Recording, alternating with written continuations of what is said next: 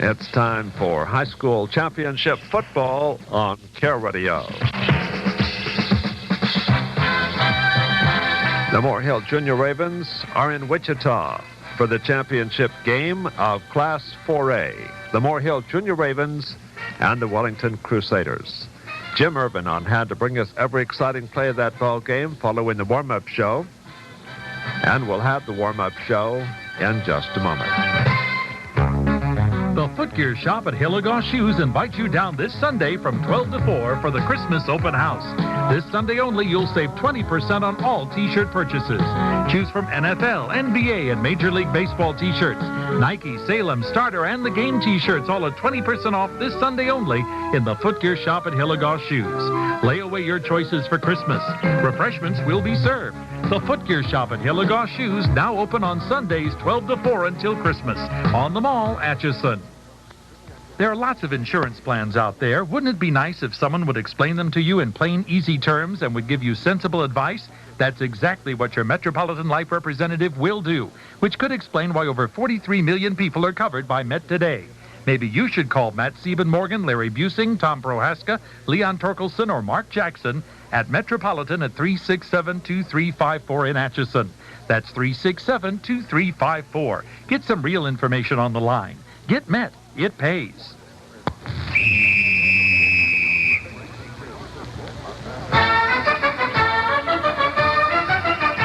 It's time now for the warm-up show, brought to you by ProServe Business Systems at 3711 Mitchell in St. Joseph, Missouri.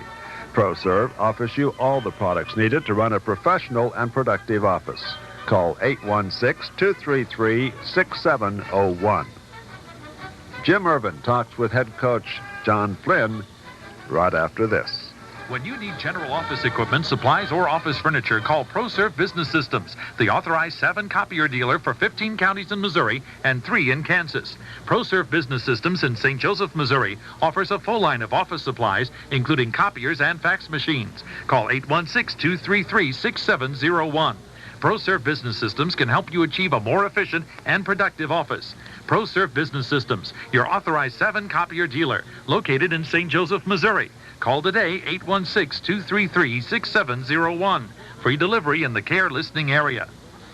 We're visiting with head coach of the Maur Hill Junior Ravens, John Flynn. And coach, last week against Girard, it was a tale of two halves. The first half was a close ball game. The second half, not so close. What do you think was the big difference from the first half to the second half that allowed the Junior Ravens to come away with the big victory?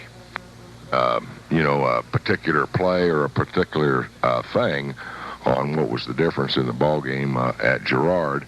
I think our kids just came out with the idea that, we're going to play the type of football that we're capable of and, move the football down the field. And that's what we, talked about at halftime, that they're going to kick the ball off to us. And, we have to sustain a drive. In that initial drive there in the second half, we went about 70 yards, and there was a key play, two key plays. Jeremy Carney picked up about 18 yards, and when it was 3rd and 9 with our screen pass. And then we threw the ball to Jeremy Collins. There's too many Jeremys, and he picked up the touchdown. So, it was just one of those things where... we moved the football down, and we went up 20 to 13, and then subsequently, later on, we scored again, and things just went our way, and that's about all I can say about it. That pass play was on 4th down, by the way, and a very important key, as you mentioned, to the momentum swinging you away in the second half against Girard. You mentioned Jeremy Collins. Boy, did he have an outstanding ball game against Girard. I think he surprised himself as well as the coaches, not maybe by his performance, but just the way everything seemed to fall into his hands and the way everything turned out. Right. Jeremy was, at the right place at the right time on, 4 different plays. 2 interceptions there, and then his 2 touchdown passes. The touchdown passes were thrown well to him by Greg Miller, and he just kind of came back and it could have been intercepted or it could have been caught. And he just was determined to catch the football and put it in the end zone. And we knew that Jeremy is a fine receiver all year long. In JV ball games, they just, with him and Pete Ketter teaming up, that was the difference in a lot of ball games. So we knew that, Jeremy had good hands and could get open. And we knew that Greg Miller could hit him with the football. You mentioned the word determination, and we talked about earlier the goal not only to get to Wichita, but to come out a winner in Wichita. This team, throughout the playoffs, each game seems more and more determined. Is that something you expected from this ball club? Well, you really like to see a team peak, during the district and also during playoff time. And I feel that that's what we're doing. As you recall, before we were kind of concerned about how we played on the road. And that was one of our goals, to try to eliminate some of the mistakes that we've made or some of the mental errors that we had on the road. And we went down to Girard and probably put together one of our best football games that we've played here at Maur Hill in years. And that's what we have to do today when, in playing Wellington at 5 o'clock. We have to put together a good game plan offensively and defensively and, just execute at all times. And that's the secret, I think, to, a winning football program, is to have execution. And if we can do that, we'll be all right. Coach, there's been a lot of things that have gone on this week. The school has done some additional things because of the performance of the football team and where they're going Saturday. You've had to deal with numerous amounts of media personnel like myself, and that has taken away from some of the things you're used to doing. Has that really hampered in your preparation for today's ball game, or do you worry about that? Well, there's so much time to get ready, and, we played last Friday, and we took Saturday off, and then we took Sunday off, and then we came in Monday, and which would actually be a Sunday for us normally. So we've had ample time to prepare for this football game with Wellington. As far as the preparation time taken away with the other activities, no, it really hasn't hampered that. And we feel that we've, more or less understood and do understand what Wellington likes to do in different formations. There are multiple type of offensive team that go from different sets and different formations in the backfield, but primarily their quarterback, Lance Russell, is the one that we have to stop, and they have a fine runner in number 44, and so we feel that these are the two people that we have to stop in the running attack. As far as throwing the football now, this Russell throws the ball well. And he has two fine receivers and two tight ends that are 6'4" and 6'5", and then he has a flanker back, number 7, that he likes to throw to. And he will also, on occasion, throw out of the backfield to number 44. So these are the things that we have to neutralize Wellington on and in order to be successful today. Coach, thank you for visiting with us, and good luck against Wellington this evening. ProServe Business Systems at 3711 Mitchell, St. Joseph, Missouri is the authorized Savin copier dealership for 15 counties in Missouri and 3 in Kansas. They offer you all the products needed to run a professional and productive office. Give ProServe a call today at 816-233-6701. ProServe can outfit your office with copiers, fax machines, and a full line of office supplies and furniture. ProServe also offers rental or leasing terms. ProServe Business Systems, your authorized Savin copier dealer, can help you achieve a more efficiently run and productive office. ProServe Business Systems at 816-233-6701. And that's the warm-up show. It's been presented by ProServe Business Systems at 3711 Mitchell in St. Joseph, Missouri. Stay tuned now for every exciting play of this championship game up next on KAIR. Does it cost to have your car's exterior fixed by the best at Strong Body Shop? Probably a good deal less than you think. Get a free estimate on ironing out that crumpled fender or removing those body dents with the latest in automotive repair equipment. Strong Body Shop offers complete body repair, including unibody repair on domestic and foreign cars. Drive your car to Strong Body Shop now and get a free estimate on the work you want done.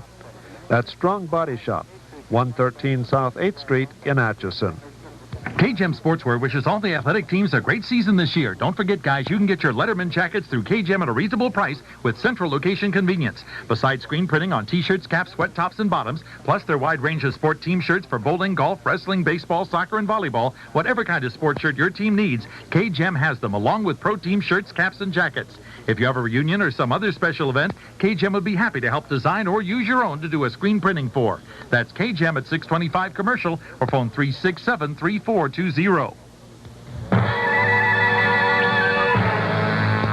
Today's high school championship football game is brought to you by Midwest Grain, bringing the flavor of Kansas to homes across America. Atchison Casting Corporation, your community-minded sponsor. Blish Mice Company, your Century Hardware distributor. Pizza Hut. For delivery, call 367-7440. Countryside Home Sales, home of the champion, at 367-3764. Benedictine College. On the field or in the classroom, expect the best. Town & Country Tire, home of the Cooper Tire, at 201 Commercial in Atchison. Comic Body Shop. For vehicle body repair, 823 Main in Atchison. The Clements Insurance Agency. At 817 Santa Fe, call 367-5222. City National Bank, your friendly full-service Atchison Bank. And by Tony Martin's Dodge in Platte City, see Roman's Deck for a new or used vehicle. Now with play-by-play, here's Jim Irvin. It all comes down to 48 minutes of football for the Class 4A state title. As here in Cessna Stadium at Wichita State University, it's the Maur Hill Junior Ravens taking on the Wellington Crusaders. Good evening, everybody. I'm Jim Irvin. As the Maur Hill Junior Ravens and the Wellington Crusaders have made it through all the playoff action to get to this point here in Wichita to determine the Class 4A state championship. Both ball clubs are in their respected locker rooms getting last-minute instructions from their coaches. First, let me tell you about the weather. It is a steady drizzle. It's been going on like this for up to 2 hours now. The wind, a very strong wind, about 25 miles an hour, blowing directly out of the north. The field, not bad shape. It's a little slick, as you would imagine, but there is plenty of grass, and the footing seems to be very good. Should be an exciting ball game here from Wichita as the Junior Ravens and the Crusaders going for the Class 4A state title. We'll be back to talk a little about this ball game right after this timeout. One of Atchison's important assets is its public library. If you aren't a regular user of the services of the Atchison Library, why not join those who check out thousands of books each year? The library provides a homebound and talking books program and a summer reading program for children. The whole family can enjoy the services of the Atchison Public Library, one of Atchison's finest assets. This announcement presented as a community service by the Atchison Casting Corporation. Your Century Hardware Super Buy for the month of November is an Intermatic Time-All security timer, just $4.77. The Intermatic timer will turn on and off your lamp, radio, or television in a random pattern at slightly different times each day to avoid a predictable timer-controlled look. There is a manual override on-off switch and up to 2 on and 2 off settings per day. The Intermatic Random Security Timer, only $4.77 during November at your Century dealer, Beverly Lumber in Atchison.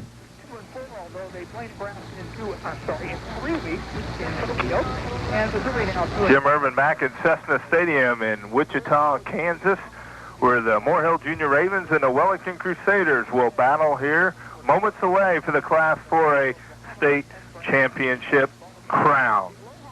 In earlier action here at Cessna Stadium in Wichita, first of all in the Class 2 1A ball game that started at 11 o'clock here in Wichita, Stockton defeated Frontenac 28-10.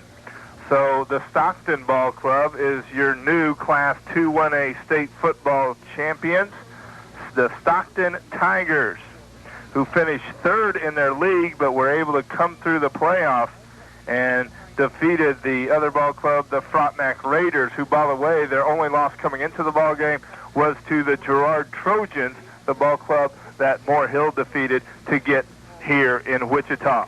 In the Class 3A ball game, the one that just ended moments ago, the Heston Swathers defeated the Rossville Bulldogs 3-0. It was a field goal in the first quarter that propelled Heston to the Class 3A state championship. And Heston, the ball club who won their overall league, or actually came in second in their leagues in the Central Kansas League, and then, of course, came through the playoffs and defeated a Rossville ball club who previously was undefeated and were last year state champions in Class 3A. But this year in Class 3A, it's the Heston Slothers who come away victorious with the Class 3A title crown. We'd also like to congratulate the Benedictine College Ravens, as earlier today they were victorious over Hastings, Nebraska, defeating the Broncos. The Ravens were 17-15 at Amelia Earhart Stadium. That means the Ravens will move on in NAIA Division II playoff action December 5th. The opponent and the place we do not know at this time, but as soon as we find out, we will let you know. So the Ravens moving on, and the Moore Hill Junior Ravens hoping to also come away victorious here in Wichita this afternoon. And with that victory, if they were to obtain it, they will become state champions of Class 4A, something that they have not been since the 1979 season. They were in the state finals in 1984, but they ended up in second place as they lost to a very good Andover ball club in Manhattan. Also, some of the other Big 8 scorers around the area. Colorado defeated Iowa State 31-10. Missouri shocked Kansas 22-17. Kansas State defeated Oklahoma State 10-0. And in Class 6A at Lawrence, the early ball game, the Lawrence Lions continue their string of championship Class 6A crowns as they defeated Topeka Washburn Rural 23-19. Football on Saturday, it just continues as the Junior Ravens now have made their way onto the field. Be a good time to let you know that this activity is being brought to you by this station, its advertisers, and the 377 member senior high schools of the Kansas State High School Activities Association. No rebroadcast in whole or in part may be made without written permission of the KSHSAA. The Junior Ravens, as I mentioned, have made their way on the field. They will be the home team on the scoreboard. They are dressed in the home uniforms with gold pants, black jerseys, white numerals, and black headgear. Heston make it the Wellington Crusaders. They will be in their visitors' uniforms, and their school colors are silver and red, much like the Ohio State Buckeyes, who played a very good game against the Michigan Wolverines today. Nice crowd on hand. A lot of Junior Ravens supporters have made their way down. They are on the near side, and on the far side are the Wellington Crusader supporters. A large crowd for Wellington. Of course, they're only about half an hour away from Cessna Stadium, so you would expect them to bring a very fine following. We'll talk directly about this ball game and give you the starting offensive lineups right after this timeout.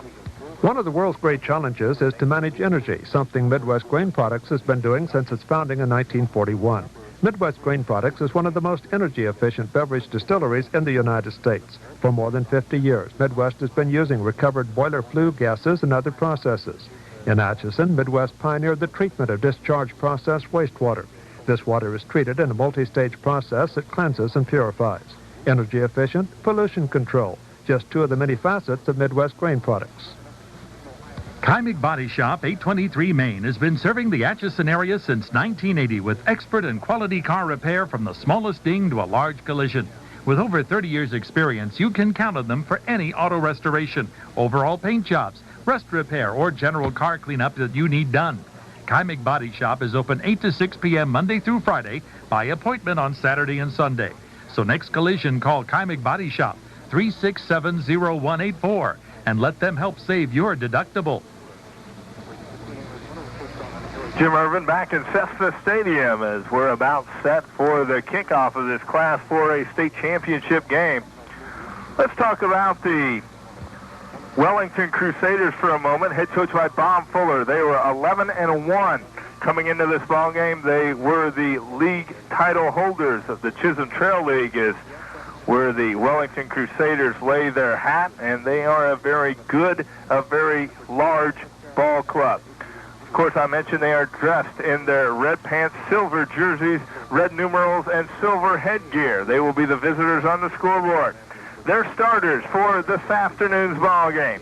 Starting at quarterback will be 6'2", 173-pound senior Lance Russell. At fullback, David Heath, 5'10", 182-pound junior. At halfback will be Jason Ubera, 5'8", 173-pound sophomore.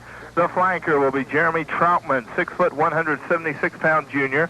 One tight end will be Tim Tracy, 6'4", 185-pound junior. The other tight end, John Thatcher, 6'5", 205-pound junior. One tackle for the Wellington Crusaders will be Cable Reed, 5'11", 263-pound junior. The other tackle, Jeff Westmoreland, 6'2", 238-pound senior. The other guard for Wellington will be Jeremy Wilkerson, 5'10", 226-pound senior. The other guard, Sam Zika, 6'1", 210-pound senior. That center will be Jack Kletch, 5'11", 172-pound junior for the Wellington Crusaders. And that's their starting lineup for the Moore Hill Junior Ravens. Their starters will be Greg Miller at quarterback, 5'10", 180-pound senior. One halfback, Jeremy Carney, 5'10", 160-pound senior. The other halfback, Josh Holhusen, 5'11", 175-pound senior. Your slot man, Chris Stork, 5'11", 160-pound sophomore. Split end, Chris Urban, 6'2", 180-pound senior. At tight end, Jeff Ibble, 6'2", 205-pound senior. One tackle for the Junior Ravens, Tom Ryan, 6'2", 240 senior. The other tackle, Mike Schuckenbrock, 6'2", 185 junior. At one guard for Moore Hill, Joey Burke, 6'1", 195-pound senior. The other guard, Todd Schneider, 5'11", 195 senior. The center, Charlie Harris, 6'3", 220-pound senior. John Flynn, the head coach of the Junior Ravens, in a three-way tie for the Big 7 title, and they are 10-2 overall. Wellington will be kicking the ball away to the Moore Hill Junior Ravens. Wellington will have the wind in this first quarter play. It will be very, very important. The wind, as I mentioned, the flag straight out, the wind blowing at least 25 miles an hour, and it is cool here. Game time temperature 36 degrees. That does not count the wind chill, and it's well below 15. Doing the kicking for Wellington will be Jeremy Burns, a 184-pound senior for the Crusaders. Back deep for the Junior Ravens will be Josh Holhusen and Jeremy Carney. They will stand at their own 8-yard line. And we're about set to go. Class 4A state final action here from Wichita. The Moore Hill Junior Ravens facing the Wellington Crusaders. Burns has it lined up now, and he's ready to kick it away. And here we go. It's a low end-over-end kick. It will bound at the 12, go through Carney's legs and into the end zone and out of bounds. And the Junior Ravens will take over at their own 20-yard line. And Moore Hill will bring on the starting offense with Miller, Carney, Holhusen, Stork in the backfield, with Immel at tight end and Chris Urban in the slot. Expect to see Jeremy Collins into the ball game rather frequently for Moore Hill, as he had a big ball game against Girard. The Junior Ravens will break the huddle. They will line up in a split formation in the backfield with Stork on the left slot. Miller, the quarterback, barking out the signals. 5-man front for Wellington. Snap taken by Miller. He will hand to the first man, that being Jeremy Carney, and he stacked up at the line of scrimmage. May have picked up a yard on the play, but that's all. As right in the middle of the stack there will be Bill Conwell, a 6', 180-pound junior for Wellington, making the tackle on the play. The Junior Ravens once again will break the huddle. Robbie Miller into the ballgame. He'll split wide to the right side. Split backs in the backfield. Again, Miller scanning the Crusader defense. Takes the snap. Hands this time to Holhusen. He'll break one tackle off the line of scrimmage and stretch forward for a gain of 4, where he is brought down by Ben Weber and also Tim Tracy for Wellington. And they'll bring up a 3rd and 5 for the Moore Hill Junior Ravens. The Junior Ravens, getting to this point, they were able to defeat Sabetha for the second time of the year in the Bine District, 21-6. Then they defeated Tonganoxie, and then they defeated Girard last week. 3rd and 5 for the Junior Ravens. Split backs in the backfield. Stork split wide to the right side. Miller with the snap. Hands to Holdhusen. He hit it at 25. Breaks the tackle up to the 30. 31-yard line. First down, Junior Ravens. The sticks will move as Holdhusen was able to bring a tackle at the line of scrimmage as the Junior Ravens' first 3 running plays straight up the gut. Moore Hill picks up the first down. 10:44 remaining. First quarter of play. No score in the ball game. The Junior Ravens once again will break the huddle. This time they'll send Robbie Miller to the right side. Again, split backs in the backfield. More like a 4-4 defense employed by Wellington now as Miller rolls, hands the ball to Jeremy Carney. He breaks over the 33, 34, 35-yard line before he is brought down by Bill Conwell again for Wellington. Conwell, one of the middle linebackers for a Wellington ball club who has done very well getting to this point in the Class 4A finals. They have defeated 3 straight undefeated ball clubs, which included last year's 4A champion Scott City and the runner-up in Class 4A. Gain of 4 on the play. It's 2nd and 6 for the Junior Ravens. This time slot man in tight at the tight end position on the right side. Wellington shows blitz. Miller takes the snap. Hands to Holdhusen. He breaks across the 35, 40, 45-yard line and is finally drugged down by the Crusaders, but not before the Junior Ravens have another first down. Tackle made on the play by Sean McUrchin, the defensive back for Wellington. McUrchin, a 160-pound junior. So the Junior Ravens coming out in this ball game doing what they like to do best, run the football, and they picked up consecutive first downs here in the opening drive. This time Miller will split wide to the right side. Robbie Miller split backs in the backfield. Quarterback Greg Miller turns hands, Holdhusen. He'll break the 45 outside, now skip inside to the 50. Down in Wellington territory to the 48-yard line. Good heads-up running by Josh Holdhusen. And again on the tackle, McUrchin for the Wellington Crusaders. So the Junior Ravens, after that pickup of 7, find themselves in a 2nd and 3 position. First time they've been in Crusader territory this evening here in the Class 4A championship ball game in Wichita. Again, split back. Stork will be split wide to the right side. Greg Miller, long count, takes the snap. Hands, Jeremy Carney plows forward. He's got the first down across the 45 to the 44-yard line of Wellington. Mike Schuckenbrock with a nice block there for the Junior Ravens, propelling Carney to the first down. Tackle made on the play by Mike Wilson, the 5'11", 213-pound junior. Junior Ravens continue to look impressive, picking up right where they left off last Friday against Girard, in which they had an explosive 31-point second half. Robbie Miller will split to the far side of the field, the right side for the Junior Ravens. Miller with the snap. He will hand the ball to the first man as a flag flies. Holdhusen.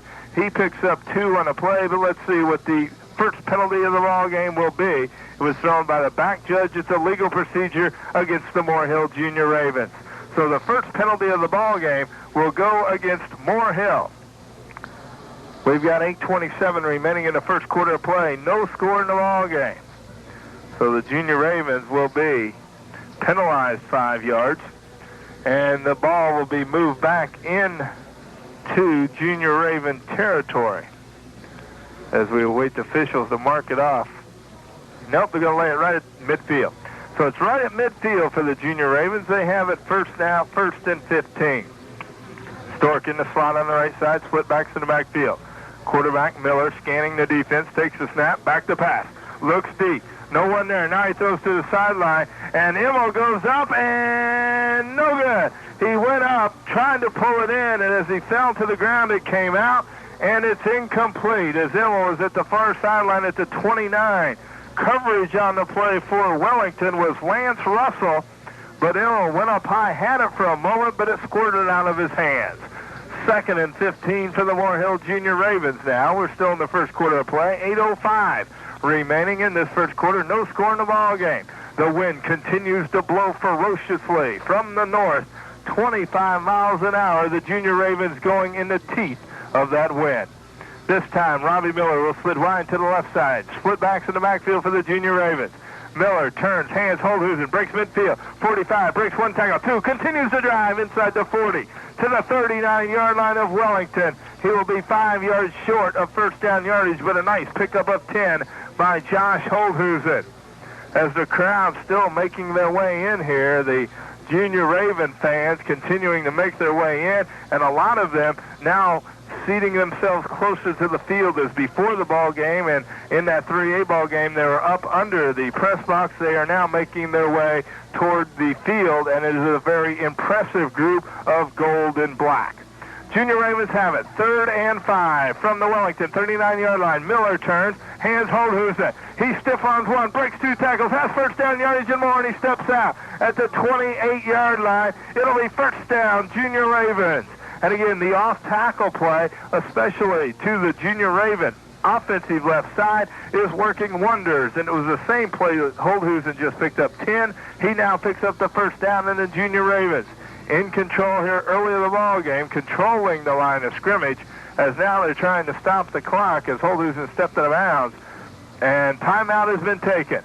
We'll take it also. Wellington called it. We'll take it also with 7:19 remaining in the first quarter of play. Our score, Moore Hill nothing, Wellington nothing. Are you getting the most for your present insurance dollar? The Clements Agency can help you. As an independent insurance agent, the Clements Agency can properly fit an insurance policy to your situation at a very affordable price. Whether it is health, accident, life, any personal or business insurance needs, stop by the Clements Agency at 817 Santa Fe or give them a call at 367-5222. That's the Clements Agency in Atchison. Planning for college, Benedictine College could be the answer you're looking for. A top-flight educational program coupled with a faculty-to-student ratio of 10 to 1 makes Benedictine hard to beat. They specialize in taking ordinary students and turning them into extraordinary leaders. It's not too late to register for this year or make your plans for next fall. For more information about the Benedictine Advantage, call the admissions office today at area code 913-367-5340. First and 10 play for the Moore Hill Junior Ravens as they hand the ball to Jeremy Carney, and he will pick up 2 on the play. He'll be placed down at the 26-yard line, and it'll bring up 2nd and 8 for the Junior Ravens, who have had the ball this entire first quarter of playing so far. 6:55 make it left in this first quarter. Junior Ravens offensive line doing a nice job. 4-4 defense employed by Wellington. 2nd down and 8 for Moore Hill. Greg Miller, your quarterback, turns, hands the ball to Josh Holthusen. He is grabbed by the jersey, then thrown back. The first man there for Wellington who met Holthusen at the line of scrimmage was Jason Gifford, a 5'8", 150-pound senior, and then coming up and making the final tackle on the play for Wellington, Brandon Junker, 5'10", 213-pound junior. Holthusen is given credit for no gain on the play. It'll bring up now 3rd and 8 for Moore Hill. Again, the Junior Ravens moving in the teeth of a 25-mile-an-hour wind. Robbie Miller will be split wide to the right side, split backs in the backfield. Quarterback Greg Miller eyes the Crusader defense, takes the snap. He'll throw a quick pass over the middle. It's tipped. It'll dives, but he cannot hold on.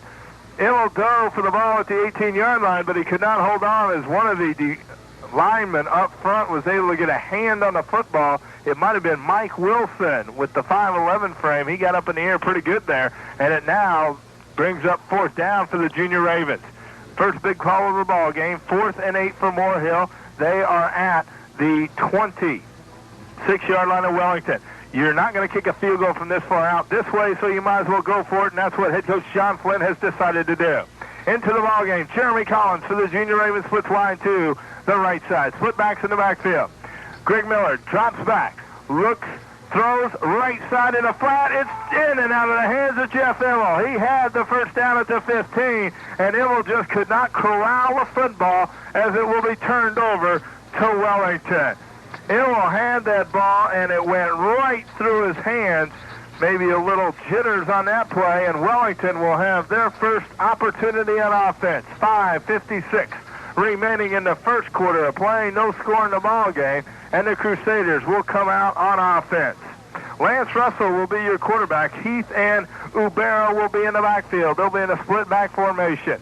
Russell takes the snap. He will hand first man through, that being Ubera, and he picks up a good gain over the 30 to the 32-yard line Immel on the stop along with Holthusen. And this Wellington ball club, I mentioned they defeated 3 undefeated teams to get to this point in the playoffs. They defeated Scott City 28-21. They defeated Smoky Valley 26-15, and they defeated Chapman 14-13. Second down play for Wellington. Again, they hand it to Ubera, and he will break over the 35-yard line before Immel tosses him to the ground. Makes that on the carry. David Heath, the fullback, and he'll come up about a yard short of first down yardage. It'll be 3rd and 1 for Wellington. They have the ball at their own 36-yard line. Wellington shuffles in plays with Josh Strubble and Tim Tracy. Strubble now into the ball game. 3rd and 1 for Wellington. Russell, the quarterback, takes the snap, hands it to Ubera. He's got first down yardage, but he takes a hit at the 39 and goes down. First down for Wellington, but a big hit put on by Jeff Immel. But Ubera, a 5'8", 173-pound sophomore, gets the job done, and the Crusaders pick up their first down. The offensive line size for Wellington, their tight ends are 205 and 185. But on the interior line, each tackle, one 263, the other 238, the 2 guards 210 and 226. The center, the light man, 172 pounds. Russell takes the snap. Again, hands to Ubera, and he plows ahead for 8 before Holthusen brings him down. And it may be even a pickup of 9 as a quick opener. And Jason Ubera is just breaking through the defense of Moore Hill before I think anybody knows he has the football. The Junior Ravens right now concentrating on the quarterback, Lance Russell. He's a good one. Has over 1,000 yards rushing on the year, but he's just giving it to the halfback on that little quick hitter, and he's picking up good yardage. It is a gain of 9, 2nd and 1 for Wellington. Again, Russell turns, hands, fullback. He stacked up right at midfield, and it should be good enough for first down yardage. Charlie Harris, Brian Hunter in on the stop for the Junior Ravens. They're going to bring out the sticks and measure it, but from our vantage point, it looks like they have the first down. 4:01 remaining first quarter play. No score in this Class 4A state championship ball game between Moore Hill and the Wellington Crusaders. The sticks now brought in. It is still a light drizzle, and the wind still continues to blow. They'll measure, they'll stretch the sticks. First down, Wellington. So each ball club opening up on their offensive series, running the football between the tackles, both finding good success. Wellington right back out on the line of scrimmage to start this offensive play. 1st and 10 right at midfield. Russell, the quarterback, fakes to the fullback. He keeps it. He'll cross 50, and then Mike Schuckenbrock hits him and drives him down at the 49-yard line of Moore Hill. A good fake in the middle of the line to the halfback Heath, and then Russell rolling left looking in the flat, had no place to go, and Schuckenbrock almost took his head off.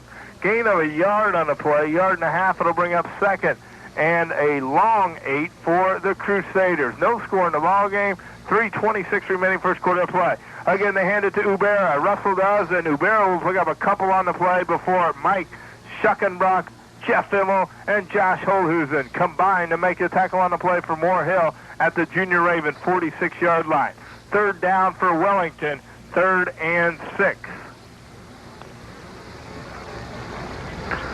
Again, the Crusaders break the huddle quickly. Out over the ball they come. Lance Russell, your quarterback, takes the snap, hands to Heath, the fullback. He leapfrogs over one man and then dives forward close to first down yardage at the Junior Raven 40. Great athletic move by Heath as he leaped over one Junior Raven, and it is first down for Wellington. Richie Vessels on the stop along with Greg Miller for Moore Hill, but a great job by David Heath to pick up that first down for Wellington. I'd like to remind you that Town & Country Tire, home of the Cooper Tire 201 Commercial, is one of your fine high school playoff sponsors. Russell, again, scanning the Junior Raven defense, takes the snap, hands to Heath, and he will power his way to the 36-yard line of Moore Hill. Again, Holthusen on the stop for the Junior Ravens, along with Hunter and Miller coming up to help out. But a nice gain of play on 4 for the Wellington Crusaders. It brings up 2nd and 6. Both teams having great success running in their opening drives.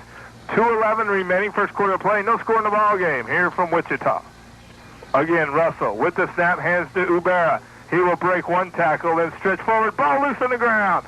And let's see, it looks like Wellington has retained possession as hustling down to Ubera with the fumble on the play. And the center, Jack Kletch, hustled down and recovered the football. Emmel was in on that tackle on the play, along with Charlie Harris for the Junior Ravens. It was a gain of close to 3. It'll bring up third down and a yard and a half at the Junior Ravens, 32-yard line. Third down, Wellington, Russell, quarterback, hands, Ubera, first down for the Crusaders. Ubera over the middle of the line, picks up the first down. Tackle that time made by Joey Burt for the Junior Ravens, but the ball being placed at the 28-yard line of Moore Hill. 1:28 remaining, first quarter of play. Wellington with the wind, with the ball, first down at the Junior Raven 28-yard line. This game brought to you in part by City National Bank and Wellington College. Russell, your quarterback, turns, hands the ball to Heat. He'll break one tackle, continue to roll downfield to the 21-yard line. Greg Miller with the tackle on the play for Moore Hill. But again, nice job by the offensive line of Wellington as the interior pursuit of Moore Hill not getting there and the secondary personnel having to come up and make the tackle for the Junior Ravens. Second down and 3.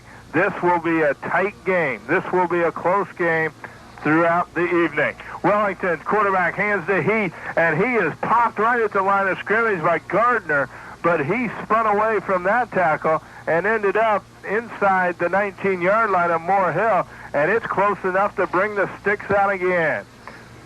Checking in will be Collins for Gardner, who made that last tackle on the play.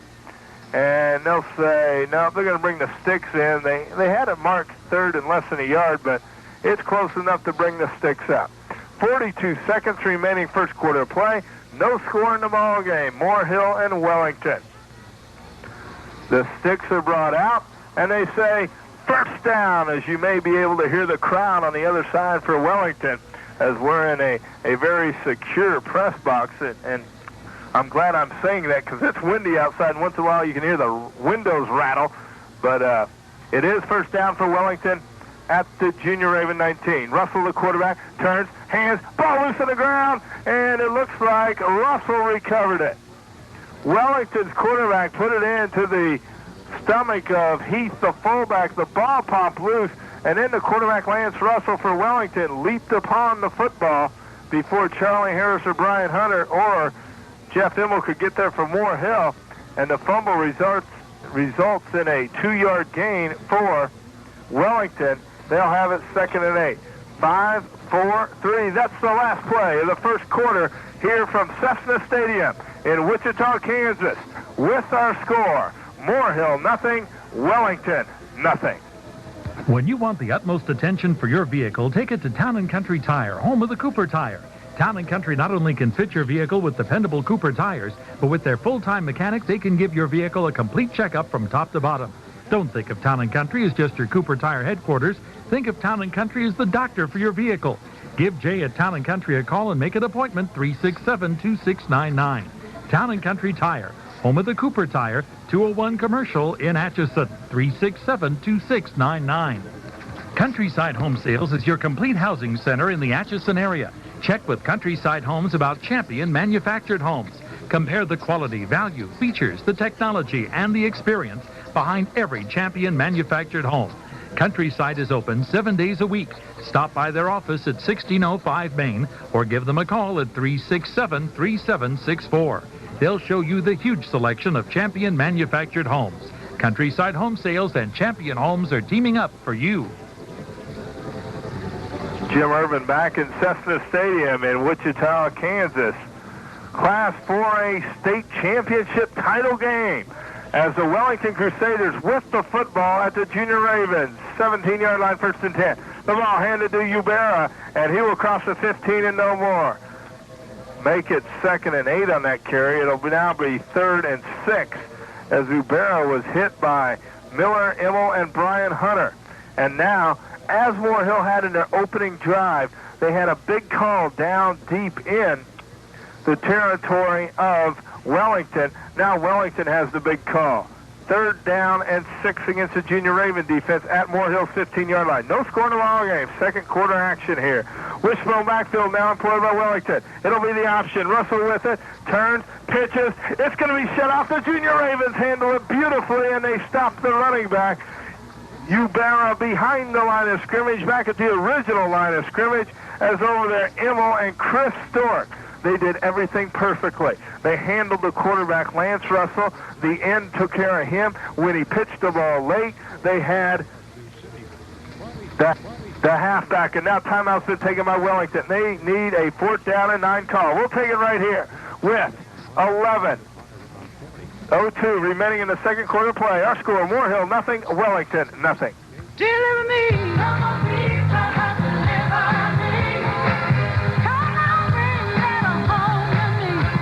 Get Pizza Hut delivery in Atchison in 30 minutes or less all the time. Just phone 367-7440. Visa, Discover Card, MasterCard, and local checks accepted.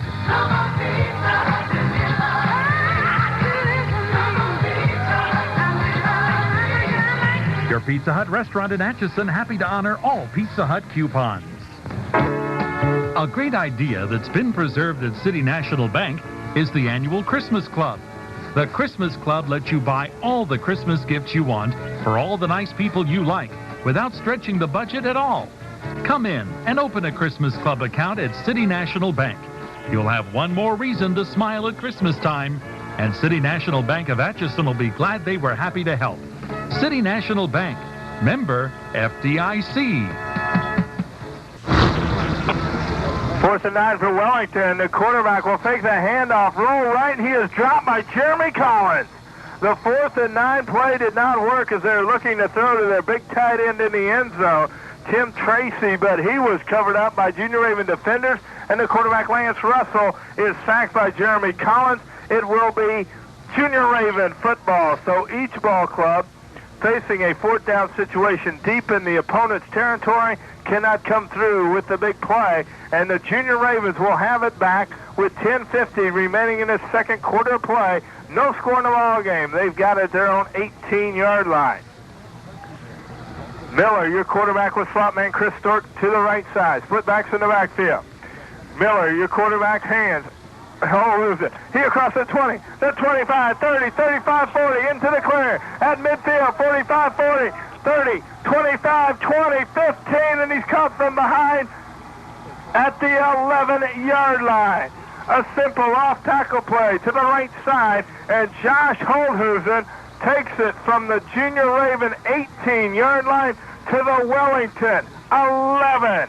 What a play and what a tackle by Lance Russell, who was able to run down Josh Holdhusen from behind. So the Junior Ravens with the first big play of this ball game, and they now have the ball at the Wellington 11. Their deepest penetration. 10:24 remaining in this first half of play. No score in the ball game.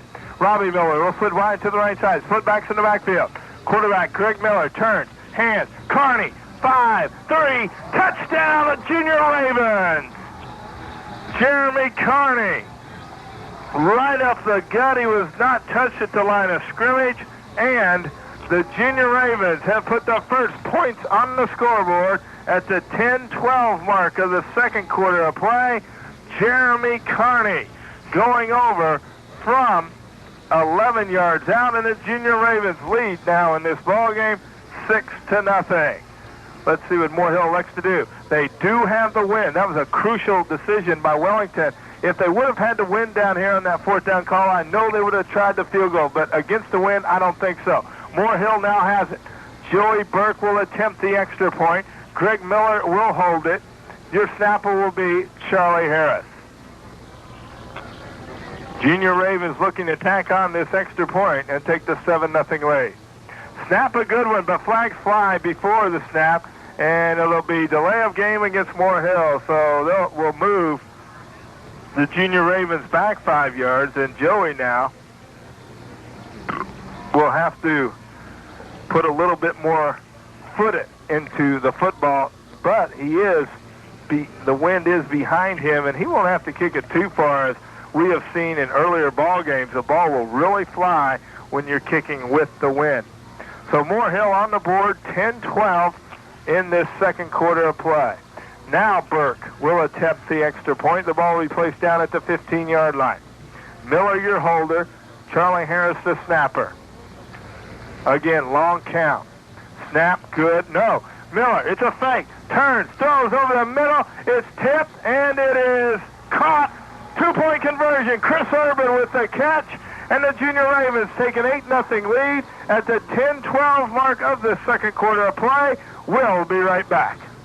Hello, this is Roman Steck inviting you to find your best deal right here at Tony Martin's Dodge on Main Street in Platte City, Missouri. Next time you're in the Platte City or Kansas City Airport neighborhood, why don't you stop by and see for yourself the big savings possible on your next new or used vehicle. Thanks again to each and every one of our past customers. I wouldn't be here without you. I look forward to meeting you soon at Tony Martin's Dodge, where you're always welcome. Remember, you're always welcome at Tony Martin's Dodge. One of Atchison's important assets is its public library. If you aren't a regular user of the services of the Atchison Library, why not join those who check out thousands of books each year? The library provides a homebound and talking books program and a summer reading program for children. The whole family can enjoy the services of the Atchison Public Library, one of Atchison's finest assets. This announcement presented as a community service by the Atchison Casting Corporation. Jim Irvin back. Burke's kick is away. Jeremy Troutman will take it at his 5, drops the football, now picks it up, breaks through the initial surge, and he's on his way. 50, 45, 30, 20, 10, touchdown Wellington. No flags on the play. Unbelievable as Jeremy Troutman takes it for the Crusaders all the way back on the kickoff return. He bobbled it around the 10-yard line, picked it up, and Wellington is now on the scoreboard at the 9:55 mark. Troutman with the return, the kickoff return, and Wellington now will send in their extra point unit now. Let's see. They're trying to get the clock straightened out, and it looks like the Crusaders are going to take a timeout. We'll take it also with 9:55 remaining in the second quarter of play. Our score, Moore Hill 8, Wellington 6. Your Century Hardware Super Buy for the month of November is an Intermatic Time-All Security Timer, just $4.77. The Intermatic Timer will turn on and off your lamp, radio, or television in a random pattern at slightly different times each day to avoid a predictable timer-controlled look.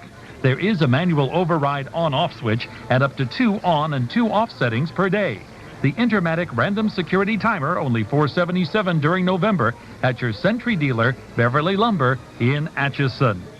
No American-owned company provides more Vital Wheat gluten to the baking industry than Midwest Grain Products of Atchison. Vital Wheat gluten is used by bakers to provide strength to dough and bread-making processes and increases loaf volume by trapping fermentation gases. It also enables the dough to support added ingredients like whole craft grains, raisins, and fiber. Its binding and adhesive ability is used in the production of breakfast cereals, meat products, and pet foods. Midwest Grain Products.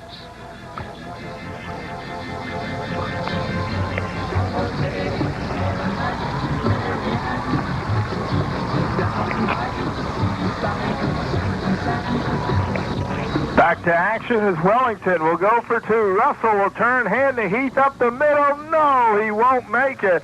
The Junior Ravens converge on to stop the middle of that defensive line, doing a fine job. We're going to keep it right here as both ball clubs hustling with their kickoff and kickoff return units back on the field.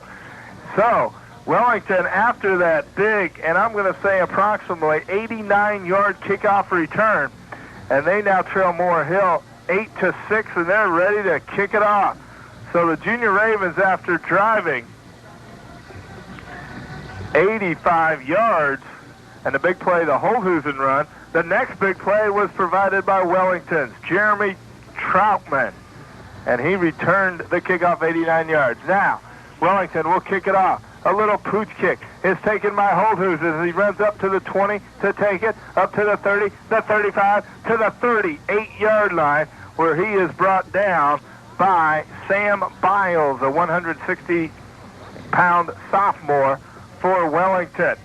So our score now, 8-6, Moore Hill leading, 9:50 remaining in this second quarter of play. think now both ball clubs have the jitters out and they're ready to go. The Junior Ravens back on offense. They have it at their own 38-yard line. Split backs in the backfield, slot man Stork to the right side. Quarterback Greg Miller. Long count, takes the snap, hands the Holhusen. He'll try the right side outside, across the 40, to the 45, to the 47-yard line before he is brought down on the stop by Russell and for Wellington, Bill Conwell. So Lance Russell and Conwell collaborate on the stop. It's a gain of 7. It'll bring up 2nd and 3. Pass along some more scores we have for you. As Baker University in NAIA action, Division II defeated Northwest Iowa 21-20. So Baker moving on, as does Benedictine. Miller takes the ball, hands it to Jeremy Carney, breaks the tackle at the 48 into midfield. Now across the 45, drags another to the 43. First down, Junior Ravens. Lance Russell finally has to make the stop for Wellington, but Carney breaking 2 tackles and then dragging Russell to the Wellington 41-yard line. First down, Junior Ravens. 8:52 remaining in this first half of play. Right now, this game very similar to the Moore Hill-Girard ball game in the first half when it looked like both offenses would dominate the ball game, going up and down the field. And right now, the Junior Ravens playing that exact way. They lead 8-6. First down. Miller, the quarterback, hands up the middle. Holthusen, he'll pick up 2 on a play, and that's all, as he runs into a pair of Wellington defenders. One of those was Brandon Junker. The other on the stop, Bill Conwell. It'll be 2nd and 8 for the Moore Hill Junior Ravens. I'd like to remind you that this high school playoff action brought to you in part by Kaimik Body Shop and Pizza Hut. Second down for Moore Hill. 8:06 remaining in this second quarter of play. 8-6, Moore Hill leading Wellington. Slot man wide right, that being Robbie Miller. Quarterback Greg Miller hands it off to Holthusen up the middle. He will move ahead for 2, maybe 3 on the play, but that's all, as he is brought down by one of the interior linemen, or make it the linebacker, David Heath, the 5'10", 182-pound junior for Wellington. Third down and 6 now for the Junior Ravens. The ball at the Crusader 38-yard line. Junior Ravens with the wind here in this second quarter of play. Greg Miller, long count. Here comes the blitz. Fakes the run, looks deep, drops the football, now picks it up, now tosses it in the direction of Immel, and it's incomplete. Fine coverage on the play, but Miller slow to get up. He was back in the pocket, looked to be ready to throw, and just dropped the football. Then he picked it back up and threw late, but by that time the coverage had converged on Jeff Immel, and it brings up now 4th down and 6 for the Moore Hill Junior Ravens at the Crusader, 38-yard line. They're going to go for it. 7:17 remaining in this first half of play. Moore Hill leading by 2, 8-6. Slot man Stork splits wide to the right side. Split backs in the backfield. Make it Carney and Holthusen. Miller, the quarterback, fakes the handoff, rolls, now pitches Holthusen. 35, 30, breaks the tackle down to the 27-yard line, and he's got first down yardage for the Junior Ravens. Nice option, the first one the Junior Ravens have run today. Miller turned, got hit, and pitched the ball simultaneously, and Holthusen had enough room to pick up first down yardage for the Junior Ravens. Over on the stop for Wellington was Jeremy Troutman, and also Russell over there nearby. 1st and 10 for Moore Hill at the Wellington 28. Split backs in the backfield, 2 tight ends set for Moore Hill. Quarterback Miller turns, hands, Carney right side, picks up a yard or so, and that's all, as on his back is Brandon Junker, the 213-pound junior for Wellington. 6:49 remaining, second quarter of play, 8-6. Moore Hill leading Wellington. In other games, in Class 6A, I mentioned Lawrence defeated Topeka Washburn Rural. In Class 5A, Liberal blew out Stillwell Blue Valley 34-6. Junior Ravens with it in this Class 4A action here from Wichita. Greg Miller, the quarterback, turns, hands, Holthusen. Flags fly. Holthusen inside the 20, the 15, down to the 12, but it may all come back, as it very possibly could be a holding penalty. As right as Holthusen went into the line, the flag flew. and it will be a penalty against the Junior Ravens. Holding, so the nice gain by Holdhusen will bring it all back. And that a big penalty, as Moore Hill would have had the ball inside the Wellington 15-yard line. Again, Moore Hill finding plenty of room to run the football. Wellington has not devised yet a defensive scheme to stop the Junior Ravens. And Moore Hill will send in 2 players down to the ballgame. Robbie Miller along with Jeremy Collins. Urban checks out, as does Chris Stork. The penalty will now make it 2nd down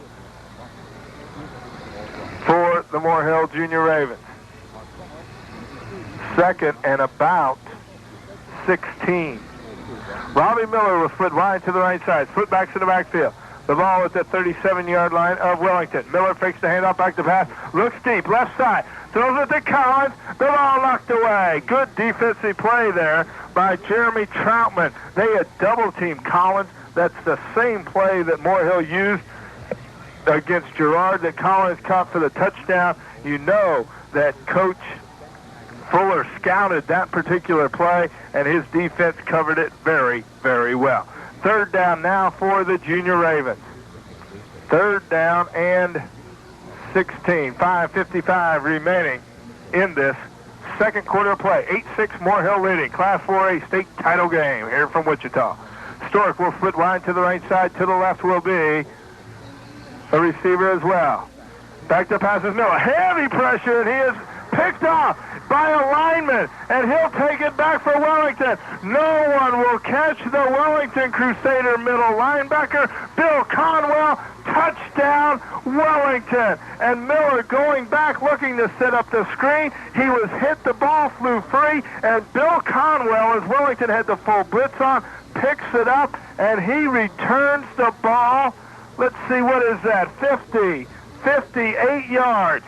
Bill Conwell on a 58-yard interception return at the 5:42 mark, and the Junior Ravens find themselves trailing Wellington at this point 12-8, and the Crusaders will bring back the offense, and they will attempt a 2-point conversion. Man split to the left side for Wellington. Russell takes the snap. He will roll right side. He will try to get into the end zone. Cannot do it. Stopped by Holdhusen and Immel. So with 5:42 remaining in this first half of play, our score, Wellington 12, Moore Hill 8.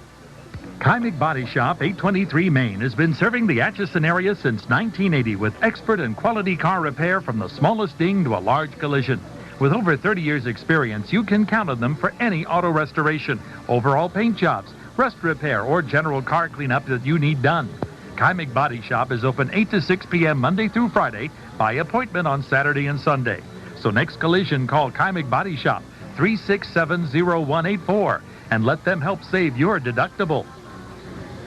Are you getting the most for your present insurance dollar? The Clements Agency can help you. As an independent insurance agent, the Clements Agency can properly fit an insurance policy to your situation at a very affordable price. Whether it is health, accident, life, any personal or business insurance needs, stop by the Clements Agency at 817 Santa Fe or give them a call at 367-5222. That's the Clements Agency in Atchison. The ball is kicked away by Wellington, and Carney will bobble it at the 18-yard line. Pick it up now over the 25 to 30. Breaks to the outside, 40, 45, across midfield into Wellington territory, and is finally brought down at the Wellington 44-yard line. And right now it's been a game of big plays as Jeremy Carney has provided the Junior Ravens with excellent field position. 5:30 remaining in this first half of play. But Wellington via the interception by the linebacker, Bill Conwell, and he returned it 58 yards, and Wellington now leads 12-8. Moore Hill with the football.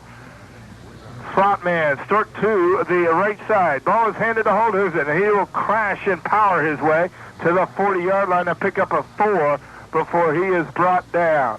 The drizzle continues to fall. The tackle made on the play by Wellington's Jason Gifford. So again, the Junior Ravens looking to hold on to the football and move this football, something they have been able to do, but they do trail in this ball game. 4:45 remaining, first half of play. Robbie Miller, your stop man, right side. Ball handed to Holthusen. He will try the right side. Break one. 2 tackles. Get inside the 35-yard line to the 34. And he may come up about a half yard short of the necessary yardage for first down. Nice running by Holthusen.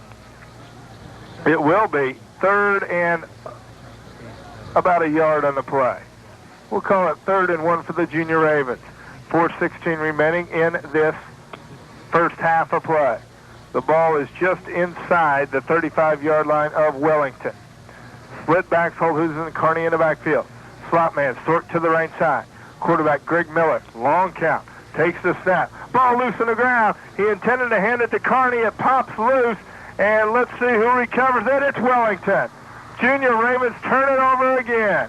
Wellington recovers, and the man at the bottom of the stack, Bill Conwell again. That was just a mishandled snap, and Miller lost it as the rain starts to come a little bit harder here in Wichita, and the Crusaders have it on a turnover. They will put it in play from their own 33-yard line. 3:50 remaining first half of play. Last 2 possessions, Moore Hill's turned it over. They trail 12-8. Wellington, quarterback Russell, hands it. Ball loose. He's lost it, but I believe it Russell is able to pick it back up. Immel in on the stop along with Burke and Vessels. One of those Junior Ravens got the hand in and knocked it away.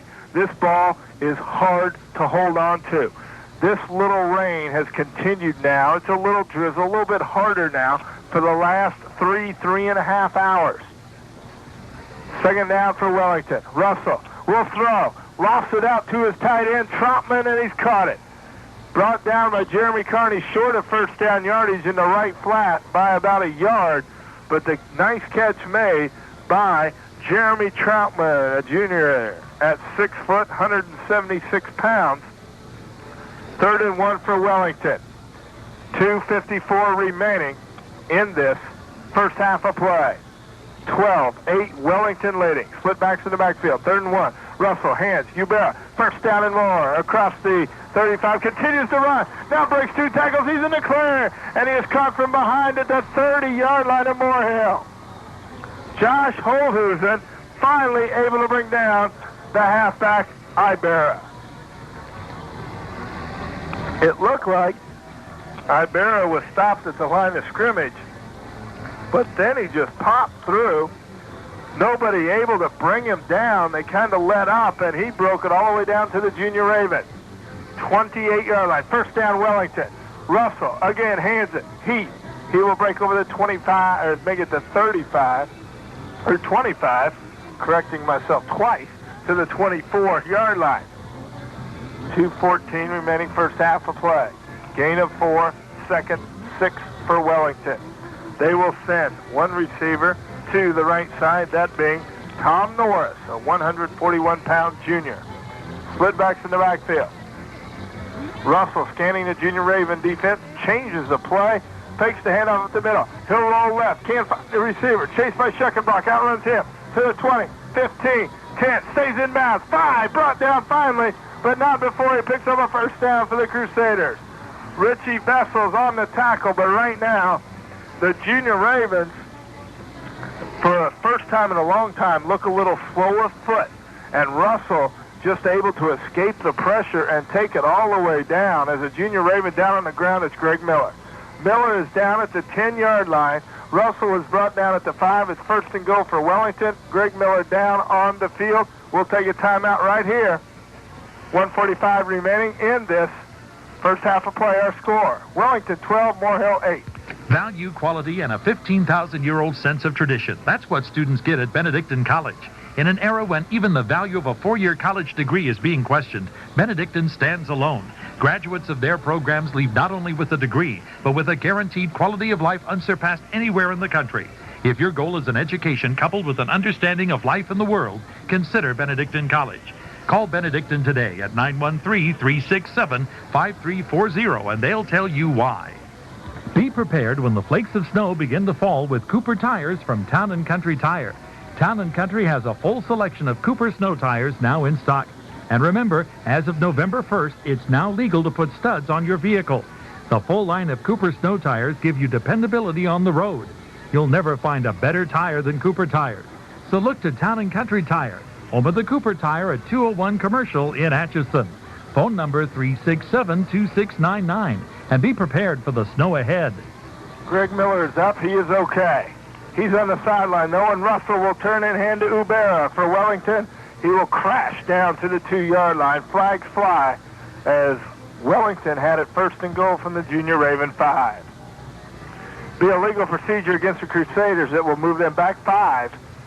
As we scan the sideline here, Greg Miller talking with the staff of Moore Hill and also Larry Hart, who is checking to see if Greg Miller's okay. Looked like he might have got the wind knocked out of him, or maybe has a little bell ringing in his head at this time, and they keep him on the sideline. 1:20 remaining. First half of play. Wellington with it. First and goal from the 10 of Moore Hill. The ball faked up the middle. Russell will keep it. Nobody out there. Touchdown, Wellington. The fake fooled everybody, and Lance Russell, the quarterback of Wellington, goes over from 10 yards out, and now the Crusaders at the 109 mark in this first half of play lead Moore Hill 18-8. Lance Russell on the 10-yard run, and he had fooled everybody with the faking in the middle of the line to Heath. And again, Wellington will go for 2. They lead by 10 at the moment. Russell takes the snap, hands Ubera up the middle, stacked up, spins, cannot get in. 2-point conversion, no good. 109 remaining first half of play. Our score, Wellington 18, Moore Hill 8. Countryside Home Sales is your complete housing center in the Atchison area. Check with Countryside Homes about Champion manufactured homes. Compare the quality, value, features, the technology, and the experience behind every Champion manufactured home. Countryside is open 7 days a week. Stop by their office at 1605 Main or give them a call at 367-3764. They'll show you the huge selection of Champion manufactured homes. Countryside Home Sales and Champion Homes are teaming up for you. Deliver me.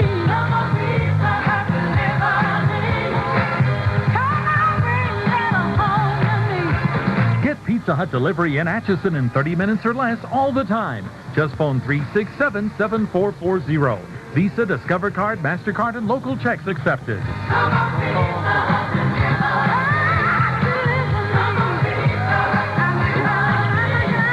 Your Pizza Hut restaurant in Atchison, happy to honor all Pizza Hut coupons.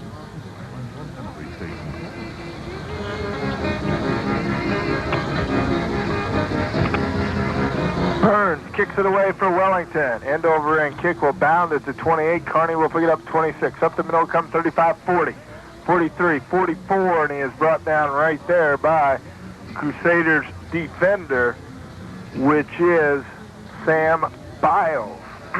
So with 1:04 remaining in this first half of play, Junior Ravens will send out Peter Ketter. Ketter, the backup quarterback for Moore Hill, 170-pound junior, on the field for the Junior Ravens. Miller standing, watching. Looks to be okay. This could be precautionary, though, as Ketter will take the snap from center Charlie Harris. First and 10, Junior Ravens. Takes it, hands it up the middle. Holdhusen, gain of 2, and that's all on the play for Josh Holdhusen. As nice stop by Wellington. Now Wellington, who has used 2 of their timeouts, if they had all 3, I'm sure they would be trying to take them, but with only 1 left, they do not do so. 23, 22, 21 seconds remaining in this first half of play, and Moore Hill will run 1 more offensive play. Ketter, your quarterback for an injured Greg Miller. Long count, takes the snap, turns, hands Carney up the middle across the 40 to the 41. That's it. The end of the first half of play from Cessna Stadium in Wichita, Kansas, has come. We'll be back to run down the first half scoring, possibly have some stats, more likely when we come back after our newscast But first, we're going to take a 1-minute timeout with our score. Wellington 18, Moore Hill 8. A great idea that's been preserved at City National Bank is the annual Christmas Club. The Christmas Club lets you buy all the Christmas gifts you want for all the nice people you like without stretching the budget at all. Come in and open a Christmas Club account at City National Bank. You'll have one more reason to smile at Christmas time, and City National Bank of Atchison will be glad they were happy to help. City National Bank, member FDIC. Hello, this is Roman Steck inviting you to find your best deal right here at Tony Martin's Dodge on Main Street in Platte City, Missouri. Next time you're in the Platte City or Kansas City Airport neighborhood, why don't you stop by and see for yourself the big savings possible on your next new or used vehicle. Thanks again to each and every one of our past customers. I wouldn't be here without you. I look forward to meeting you soon at Tony Martin's Dodge, where you're always welcome. Remember, you're always welcome at Tony Martin's Dodge. Jim Irvin back in Cessna Stadium here in Wichita, Kansas. We're in halftime where the Wellington Crusaders lead the Moore Hill Junior Ravens 18-8. Let's run down the first half scoring for you, actually the second quarter scoring in this ball game. It all started at the 10-12 mark. Jeremy Carney for the Junior Ravens went over from 11 yards out. It was a fake point after attempt. Miller throwing the ball to Chris Urban. The Junior Ravens led 8-0. But then, on the ensuing kickoff, Jeremy Troutman for Wellington took the football 89 yards. We'll get the official yardage in a moment. And Wellington was back in at 8-6. The two-point conversion failed. Then, 5:54 remaining. After the Junior Ravens were driving, they picked up a holding penalty, and then Greg Miller was intercepted as he was hit as he was throwing the football.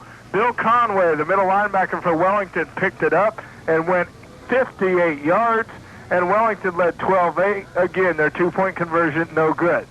Then, with 1:09 remaining in the second quarter, after the Junior Ravens fumble the football, Wellington takes it back downfield, and Lance Russell, the starting quarterback from Wellington, goes over from 10 yards out on a little simple roll to the right, and Wellington led 18-8. The two-point conversion, no good again. So the Junior Ravens now find themselves trailing at halftime, 18-8. It's quite a shocker here for all the Junior Raven fans, as Moore Hill not making too many mistakes in their previous three ball games.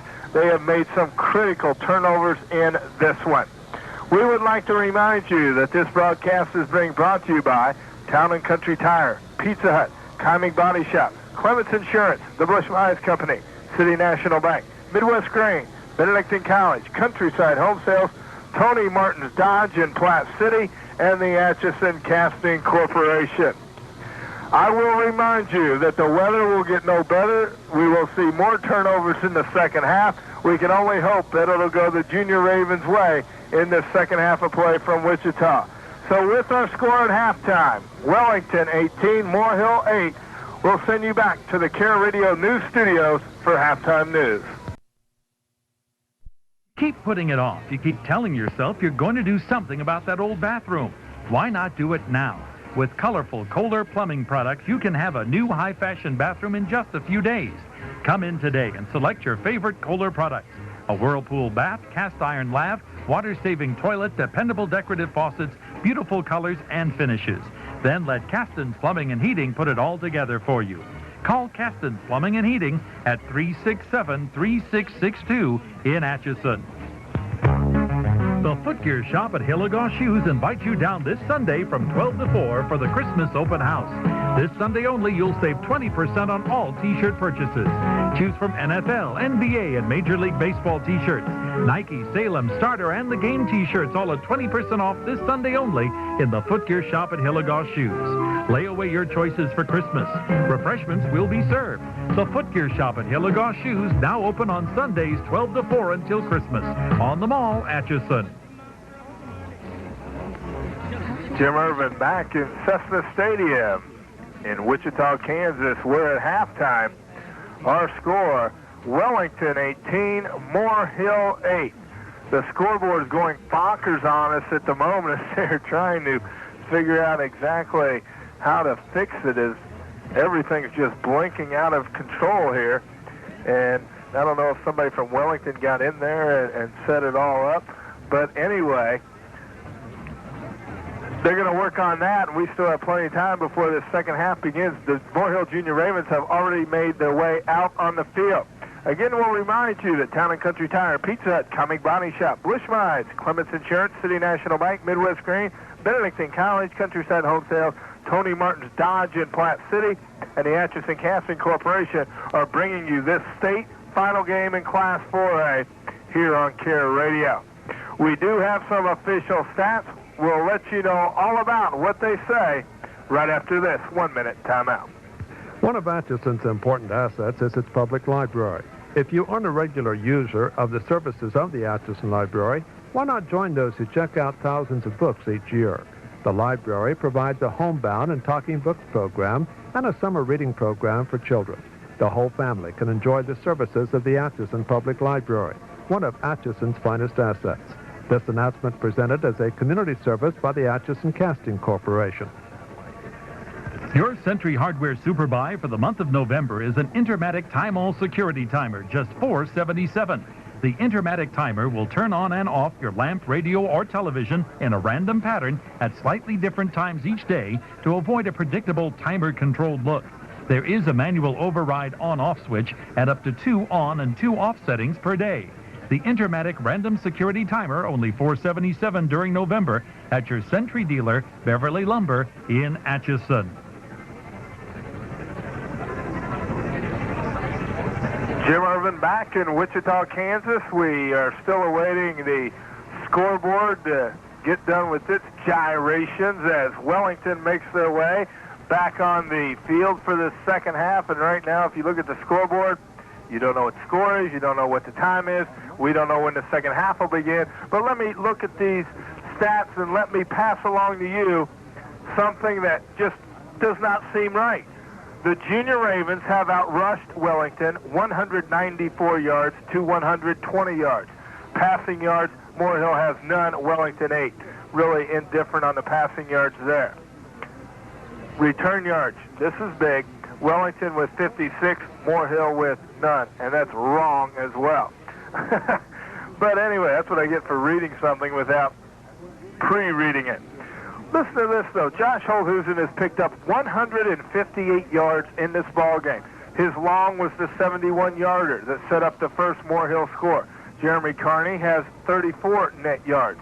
Miller has attempted 6 passes, no completions. The big stat in the ball game is turnovers. Wellington has lost the ball 3 times, or fumbled the ball 3 times, but they have not lost it at all. They have been able to come back and recover it. The Junior Ravens have fumbled twice. They lost it once, and after that fumble that they lost, Wellington went down and scored. Also, you look at interceptions. Wellington has intercepted the ball once, and they returned it for a touchdown. They have now completely turned the scoreboard off. I don't know if they're going to do that for the entire game, but I do know that if it kept blinking like it did, it would have been a total distraction to everybody in this place. And it, by the way, it's still raining. It's cold as heck. The wind's still blowing at least 25 miles an hour out of the north. The scoreboard has come back on.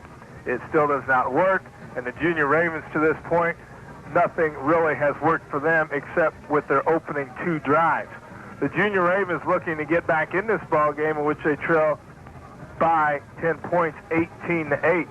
Really, the stats, the turnovers are the big thing. Penalties, Moore Hill had 3 for 20 yards. Wellington had 1 for 5 yards. So as I mentioned, the big things, the turnovers. We talked about this ball game in the first quarter. It looked a little bit like the Girard ball game because both ball clubs moved up and down the field offensively. It didn't look like the defenses were really there. But then you knew what happened in the second half at Girard for Moore Hill. But in the second quarter, as it went on, instead of that Girard outlook, the Junior Ravens, it almost looked like the Chillicothe game, in which Moore Hill started to turn the ball over. They turned it over 5 times in that Chillicothe game, and Chillicothe went on to defeat Moore Hill, one of the Junior Ravens' 2 losses. The Junior Ravens hope to nip that in the bud right here. They do not want to see anything like that Chillicothe ball game. They need to hold on to the football. That's quite obvious. And they would also like to put together some consistent offensive drives because, quite frankly, the Wellington offense is just doing a number on the Junior Raven defense. We'll be back for the third quarter kickoff right after this. One of the world's great challenges is to manage energy, something Midwest Grain Products has been doing since its founding in 1941. Midwest Grain Products is one of the most energy-efficient beverage distilleries in the United States. For more than 50 years, Midwest has been using recovered boiler flue gases and other processes. In Atchison, Midwest pioneered the treatment of discharge process wastewater. This water is treated in a multi-stage process that cleanses and purifies. Energy efficient, pollution control, just two of the many facets of Midwest Grain Products. Your Century Hardware Super Buy for the month of November is an Intermatic Time-All Security Timer, just $4.77. The Intermatic Timer will turn on and off your lamp, radio, or television in a random pattern at slightly different times each day to avoid a predictable timer-controlled look. There is a manual override on-off switch and up to 2 on and 2 off settings per day. The Intermatic Random Security Timer, only $4.77 during November at your Century dealer, Beverly Lumber in Atchison.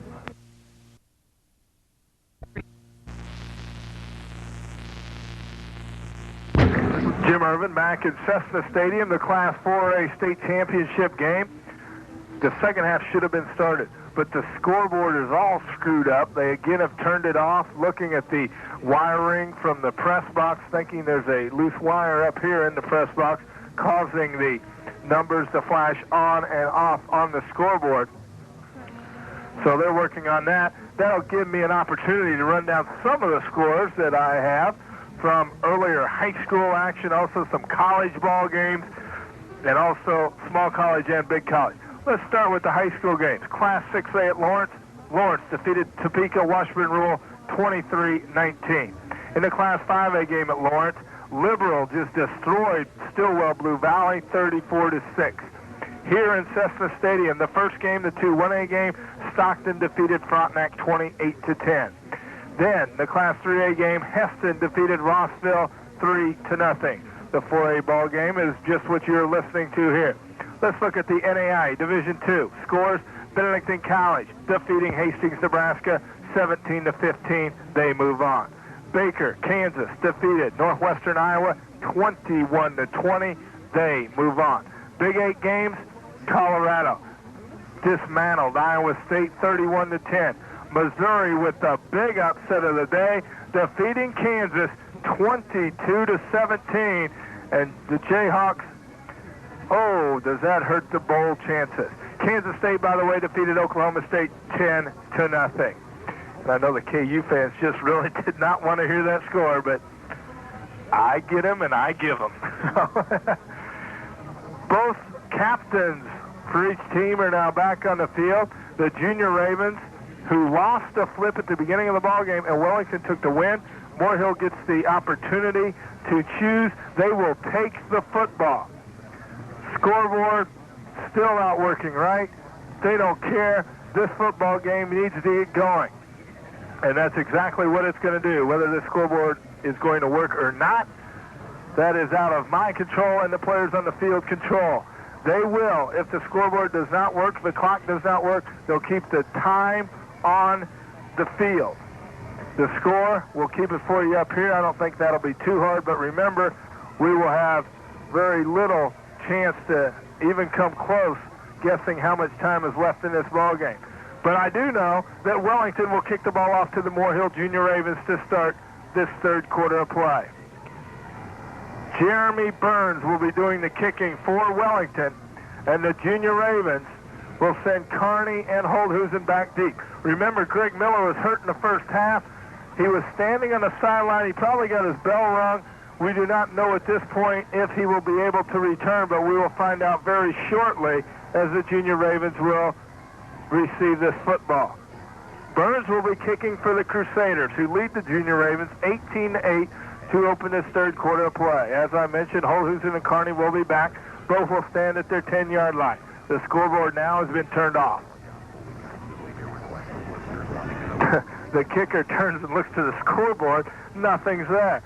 Burns now looks at the official and says, "Can I kick it?" And the official down at the other end trying to get his watch ready to go because, again, they'll keep the time on the field.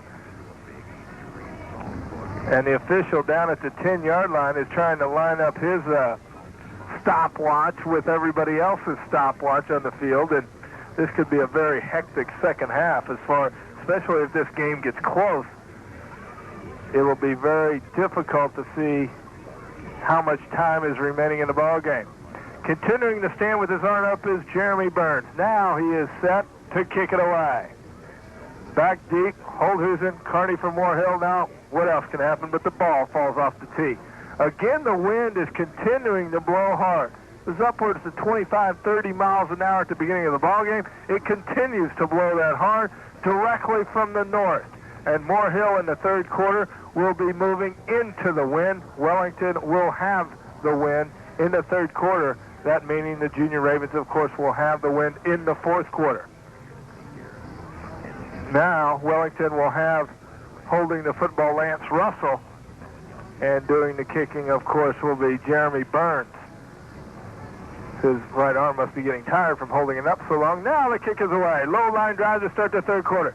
Taken by Carney at the 5, the 10, the 15, up the middle to the 20, the 25, the 30. Wrapped up and thrown to the turf at the 33-yard line.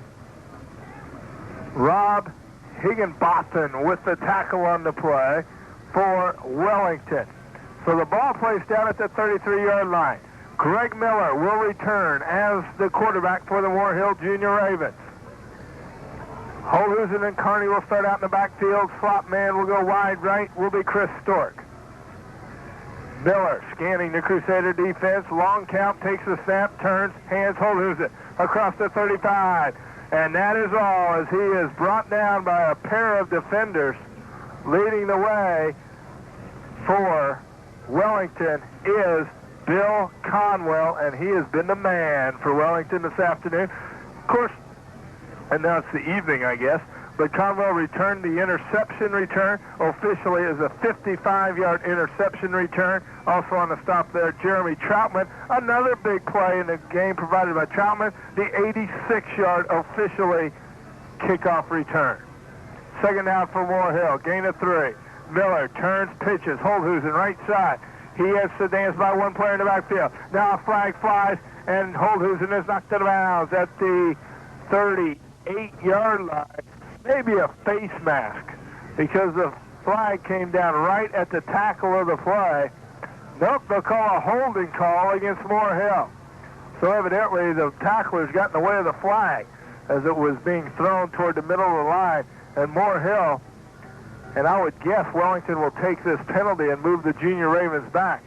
But I tell you what, the big holding penalty also in the first half really hurt the Junior Ravens, as after that holding penalty, Moore Hill was forced to go to the air, and that's when the interception occurred at the 5:42 mark in the second quarter of play, and was returned for the touchdown by Conwell. Wellington does take the holding penalty. It will move the Junior Ravens back to the 27-yard line.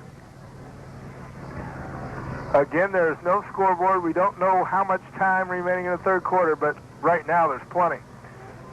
Second down and 15 for the Moore Hill Junior Ravens. They will break out of the huddle and they will send wide to the left side, Chris Stork. Shotgun formation for the Junior Ravens now is Miller. Will await the snap. It's a good one. Miller back to pass. Heavy rush. He fakes the throw and he is sacked. Big defenders coming at him, led by John Thatcher, 6'5", 205-pound junior, and another flag is on the field. Illegal procedure, Junior Ravens. Wellington this time will decline the penalty. Thatcher came in. Miller back, saw a receiver maybe looking to break open. Then he elected not to throw the ball, and he was sacked. Wellington declines the penalty. It'll bring up now third and, oh my, what do we got here? 20, maybe 32. That's a long way. Third and 32, we'll call it for Moore Hill. Ball back at their 17-yard line. Miller takes the snap, hands right up the middle, Holdhusen. Conwell right there along with Wellington's Ben Weber to make the stop, and Moore Hill will kick it away. So the Junior Ravens moving backwards in this first series in the third quarter. And Wellington, a very fired-up ball club. The Junior Ravens will bring out Stork and Tom Ryan, bring in a pair to replace them. It is now fourth down. Miller's still in the ball game. He will be one of the up men. Holdhusen will kick it away. Wellington will send back deep Jeremy Troutman. Junior Ravens shifting a little in punt formation. They'll kick it away. Good snap. Holdhusen line drive kick. Very poor. Bounces at the Junior Raven 35 up to the 40, and that's all. That punt went 20 yards total.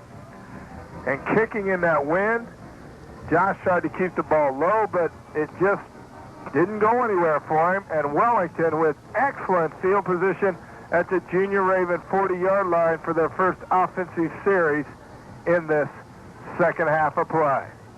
Lance Russell will be your quarterback. Junior Ravens really talked about him a lot, but he's not the one that's been hurting them. He will hand to one of the men who have been hurting the Junior Ravens, Ubera, and he carries tacklers inside the 35 to the 32-yard line of Moore Hill.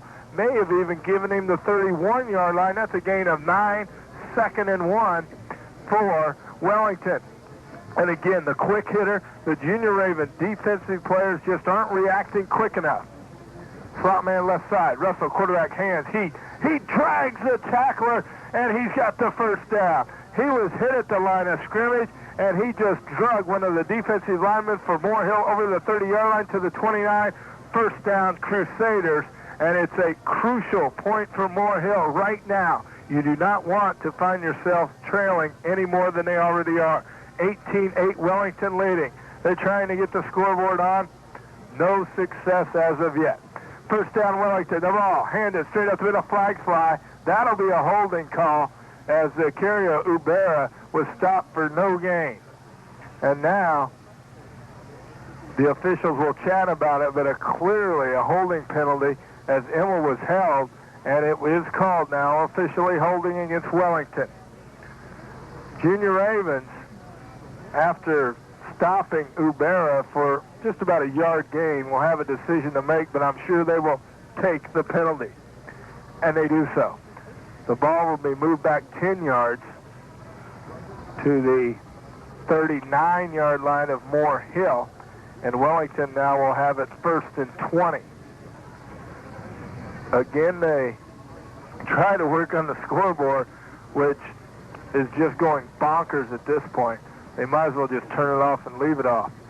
Wellington takes the snap, Russell back. He looks for room. Heavy pressure. He brought down at the line of scrimmage Joey Burke. Actually, a yard loss, and Joey Burke with the nice tackle on the play. And now the referee having a few words with Joey as he thought Joey may be a little over-exuberant after that sack. But the Junior Ravens need something to fire them up. And more good can come from Joey Burke doing that than harm, especially for the Moore Hill fans. Second down and 21 now for Wellington. Russell turns, fakes the handoff, throws a little flat pass to Ubera. He dropped it. In and out of the hands at the 30-yard line.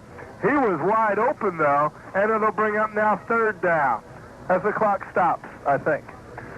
Incomplete pass. It'll bring up now 3rd down and 21 for Wellington. This ball game going along rather quickly. I'd like to remind you that Tony Martin's Dodge in Platte City. See Roman Steck for a great deal on a newer used vehicle, one of your fine high school playoff sponsors. Russell, the quarterback, will turn. Hand on the reverse to Troutman. He crosses the 40, the 35. Dances by 2 Junior Ravens inside the 30 to the 28-yard line. Still 8 yards short of first down yardage as Emil, along with Richie Vessels, runs him out of bounds. Miller also over there for the Junior Ravens. It brings up 4th and 8 now for Wellington. They have the ball at the 28-yard line of Moore Hill. and they will go for it. As into the ball game will come Tom Norris. 18-8, Wellington leading. Scoreboard's been turned off, so I can't tell you how much time's left in the third quarter of play here. Wellington takes a timeout. We'll take it also with our score. Wellington 18, Moore Hill 8. KAIR Body Shop, 823 Main, has been serving the Atchison area since 1980 with expert and quality car repair from the smallest ding to a large collision. With over 30 years experience, you can count on them for any auto restoration, overall paint jobs, rust repair, or general car cleanup that you need done. KAIR Body Shop is open 8 to 6 p.m. Monday through Friday by appointment on Saturday and Sunday. So next collision, call KAIR Body Shop, 367-0184, and let them help save your deductible. Are you getting the most for your present insurance dollar? The Clements Agency can help you. As an independent insurance agent, the Clements Agency can properly fit an insurance policy to your situation at a very affordable price. Whether it is health, accident, life, any personal or business insurance needs, stop by the Clements Agency at 817 Santa Fe or give them a call at 367-5222. That's the Clements Agency in Atchison. Wellington, after the timeout, will go for it. They will turn, hand it to Heath right up the middle. No first down, as he only picked up 2 on the play. Looked like there Wellington didn't want to kick the ball, just wanted to run the play, and if something good happened, yeah, it was going to happen. But if not, Moore Hill would have the football, and that's exactly what will happen. Tackle on the play that time was the Junior Ravens' Todd Schneider. First down, Junior Ravens, as they take it over on downs at their own 26. Split backs in the backfield, quarterback Greg Miller under center. He'll take the snap, little inside handoff to Stork. He has an opening, 30, 35, 40-yard line, 50-yard line, into territory of Wellington down to the 40. Chris Stork with an outstanding run and outstanding blocking by the Moore Hill offensive line. They'll mark Stork's forward progress to the 39 of Wellington, and that's exactly what the Junior Ravens needed. The big stoppage on fourth down of Wellington, and in the little inside reverse handoff, and the coaches made a great call from the booth up here, as that play has been open, and it will be open for the remainder of this ball game. Wellington pursues very hard. First and 10, Junior Ravens. Split backs in the backfield, 2 receivers to the right. Ball handed straight up the middle to Holhusen, and he will take it down to the 36-yard line of Wellington. Gain of 3 on the play. They'll say you get to the 35. Be a gain of 3.5 on the play for Moore Hill's Holhusen. Robbie Miller checks out. Chris Stork back in. 18-8 our score. Wellington leading. We're about midway through the third quarter of play here in Wichita. As again, I remind everybody the scoreboard has been turned off. Technical difficulties. They're keeping the time on the field. Split backs in the backfield. 2 receivers split to the right, including tight end Jeff Immel.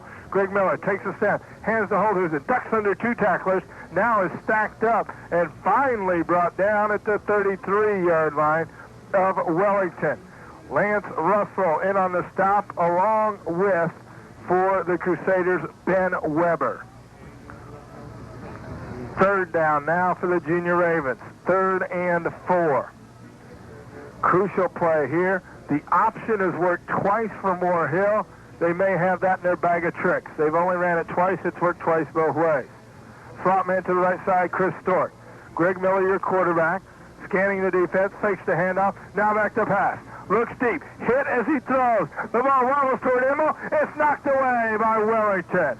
Lance Russell knocked it away at the last moment, and again, Miller was tattooed in the backfield. This time, breaking through for the Crusaders was one of those big defensive linemen, Mike Wilson, 5'11", 213-pound junior. Perfect fire plug for Wellington. They've got another one on the other side, 5'10", 213 pounds, and they've been creating havoc for Greg Miller. Decision time for the Junior Ravens? No, there's no decision. You're going to go for it here, and that's exactly what Coach Flynn's going to do. 4th down and 4 from the Wellington 33-yard line. The Junior Ravens going into the wind. Miller back to pass. looks, throws, catch is made by Jeff Immel as he drags tacklers inside the 16 to the 15-yard line. Fourth down completion, good for first down for the Junior Ravens at the Wellington 15. That time as the pocket collapsed, Miller showed great composure and was able to thread the needle to Jeff Immel. First down for the Junior Ravens. 18-8 our score here in Wichita, Class 4A title game, as Moore Hill finds themselves trailing by 10. Midway through the third quarter. The scoreboard again, I remind you, has been turned off. They're keeping the time on the field. Miller, the quarterback, hands the Holdhouse across the right side to the 15, the 10, sprints for the goal line. Touchdown, Junior Ravens. No flag on the play as Josh Holdhusen broken arm tackle, and the Junior Ravens in the end zone here in the third quarter as they cut that lead of 10 now to 4. Josh Holdhusen with an excellent run, 15 yards. And the Junior Ravens now look to close that lead anymore. 18 for Wellington now. 14 for Moore Hill. Junior Ravens will go for 2. Miller under center, split backs in the backfield, takes the snap, takes the hand up, looks in the corner, throws to the corner. The pass is knocked away, intended for Immel. Double coverage there, and the 2-point conversion no good. So, our score now, Wellington 18, Moore Hill 14. If you're a high school student thinking about college, why not consider your own backyard? Benedictine College has it all. Strong academics, a 1,500-year-old tradition, and an eye towards the future. Money Magazine has listed Benedictine as one of the top 100 college values in the nation. Why not let Benedictine prove to you that they could be the educational value you've been looking for? Call Benedictine College today and let them prove what they say. Just call 913-367-5340. When you want the utmost attention for your vehicle, take it to Town & Country Tire, home of the Cooper Tire. Town & Country not only can fit your vehicle with dependable Cooper tires, but with their full-time mechanic, they can give your vehicle a complete checkup from top to bottom. Don't think of Town & Country as just your Cooper Tire headquarters. Think of Town & Country as the doctor for your vehicle. Give Jay at Town & Country a call and make an appointment, 367-2699. Town & Country Tire, home of the Cooper Tire, 201 Commercial in Atchison, 367-2699. Joey Burke kickers away. It hits an up man, and now the ball bounding loose at the 30 for Wellington, and a man finally jumps on the football, and he is corralled by Jeremy Carney right there. Jeremy Troutman came up with the ball after it deflected off one of the up men in the blocking position on the kickoff for Wellington.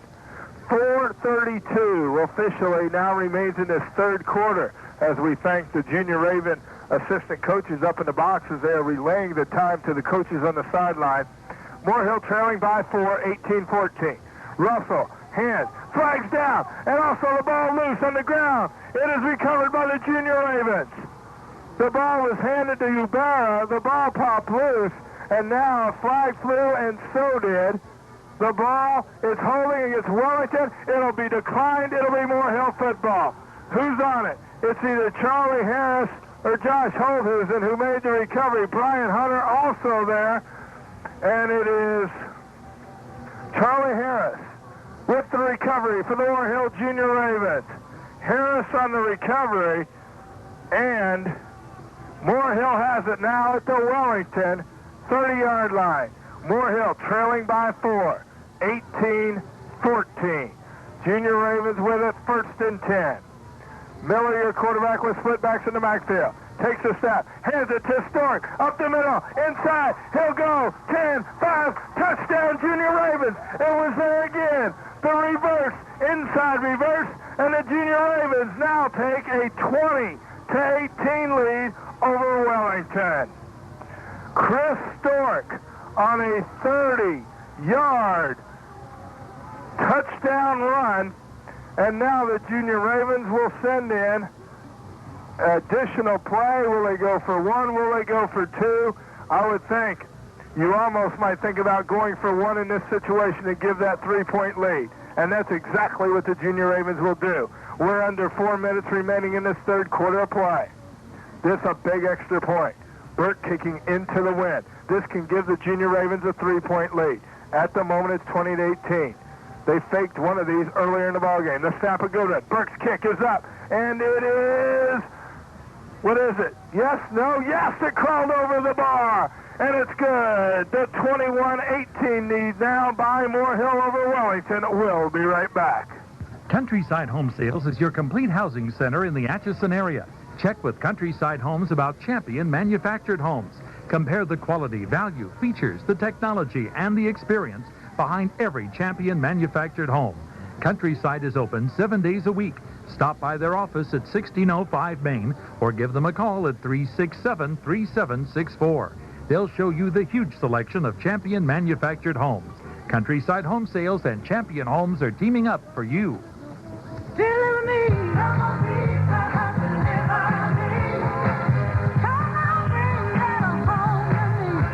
Get Pizza Hut delivery in Atchison in 30 minutes or less all the time. Just phone 367-7440. Visa, Discover Card, MasterCard, and local checks accepted.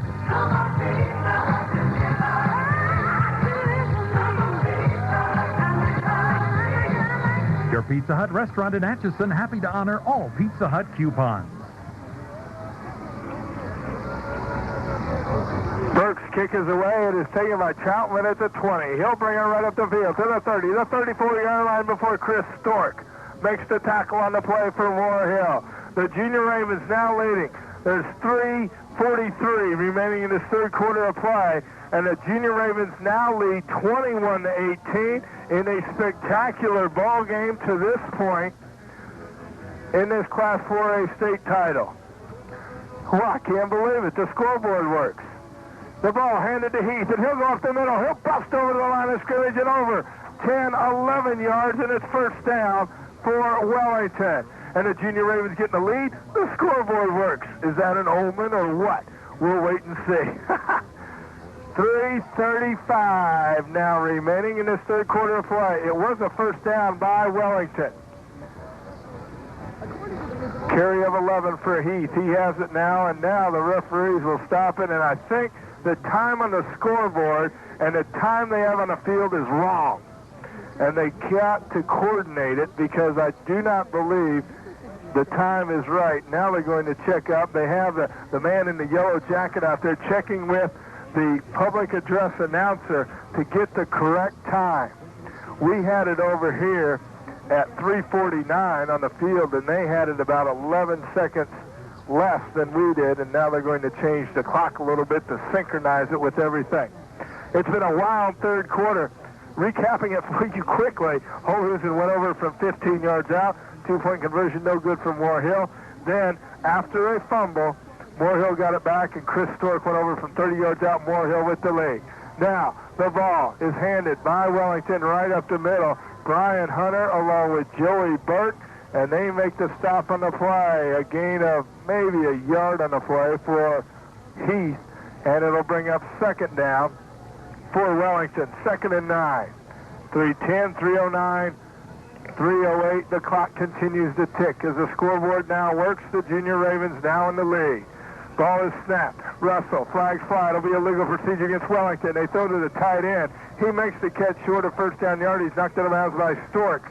Catch made on the play by Tim Tracy, but it's a legal procedure against Wellington as that receiver moved way early, and they've got the call right, and the Junior Ravens will move back the Crusaders. 21-18, Moore Hill leading. 2:57 remaining in this third quarter of play. Don't leave your radio because this thing can change ever so quickly. Like to remind you that Countryside Home Sales, home of the champion at 367-3764, and Clements Insurance at 817 Santa Fe. Call 367-5222, are two of your fine high school playoff sponsors. Second down, 15 to go for Wellington. Russell fakes the handoff, back to pass, looking to go deep, lost it out there. It was intended for John Thatcher, but way over his head as Chris Stork and Greg Miller, along with Jeremy Carney, all had coverage against the receiver. Third down for Wellington. 3rd and 15. Bob Fuller has seen his team go from emotional high now to, I think, almost an emotional low. If you're a Wellington fan, you need to pull yourselves up by the bootstraps like the Junior Ravens did. And now, with Moore Hill with that 3-point lead, they've got Wellington in a little bit of a hole. Russell back to pass. Throws it. The catch is, what did it say, incomplete? Incomplete. Through the hands of the intended receiver, which at that time on the play was Josh Strubble. Okay, after listening to the public address announcer, he says the scoreboard time is not the official time. It's close, but it's not official. Let's get it right, guys. Unofficially, there's 2:46 remaining in the third quarter. The snap punt is bad, but the punter picks it up, and he gets it away. Pretty good punt under that heavy rush put on by Moore Hill as Gardner was in there. The ball rolled dead at the 18-yard line, but the punter, Jeremy Burns, lost the snap, had to pick it up hurriedly and kick it away, and it turned it out to be a very good kick down to the Junior Raven 19-yard line. That's where Moore Hill will have the football.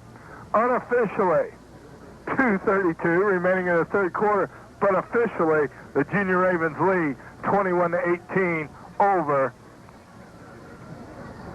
the Crusaders of Wellington. Split backs in the backfield for the Junior Ravens. They have it 1st and 10 at their own 18, slot man to the right side. Quarterback Greg Miller takes the snap, hands the hold, who's it? He'll break one tackle to the 20, to the 25, practically run over another defender to the 28-yard line. He very close to first down yardage. He'll be marked about half a yard short. And Holthusen very close to already being over 200 yards in this ball game.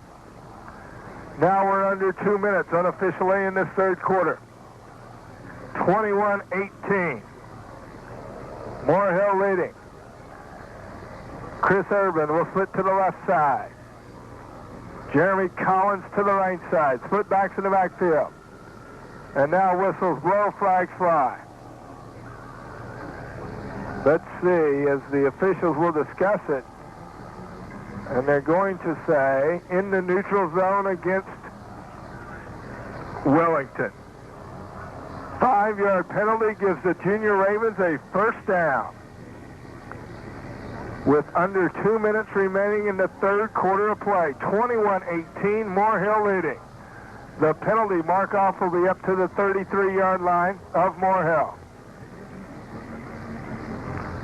This ball game has gone back and forth.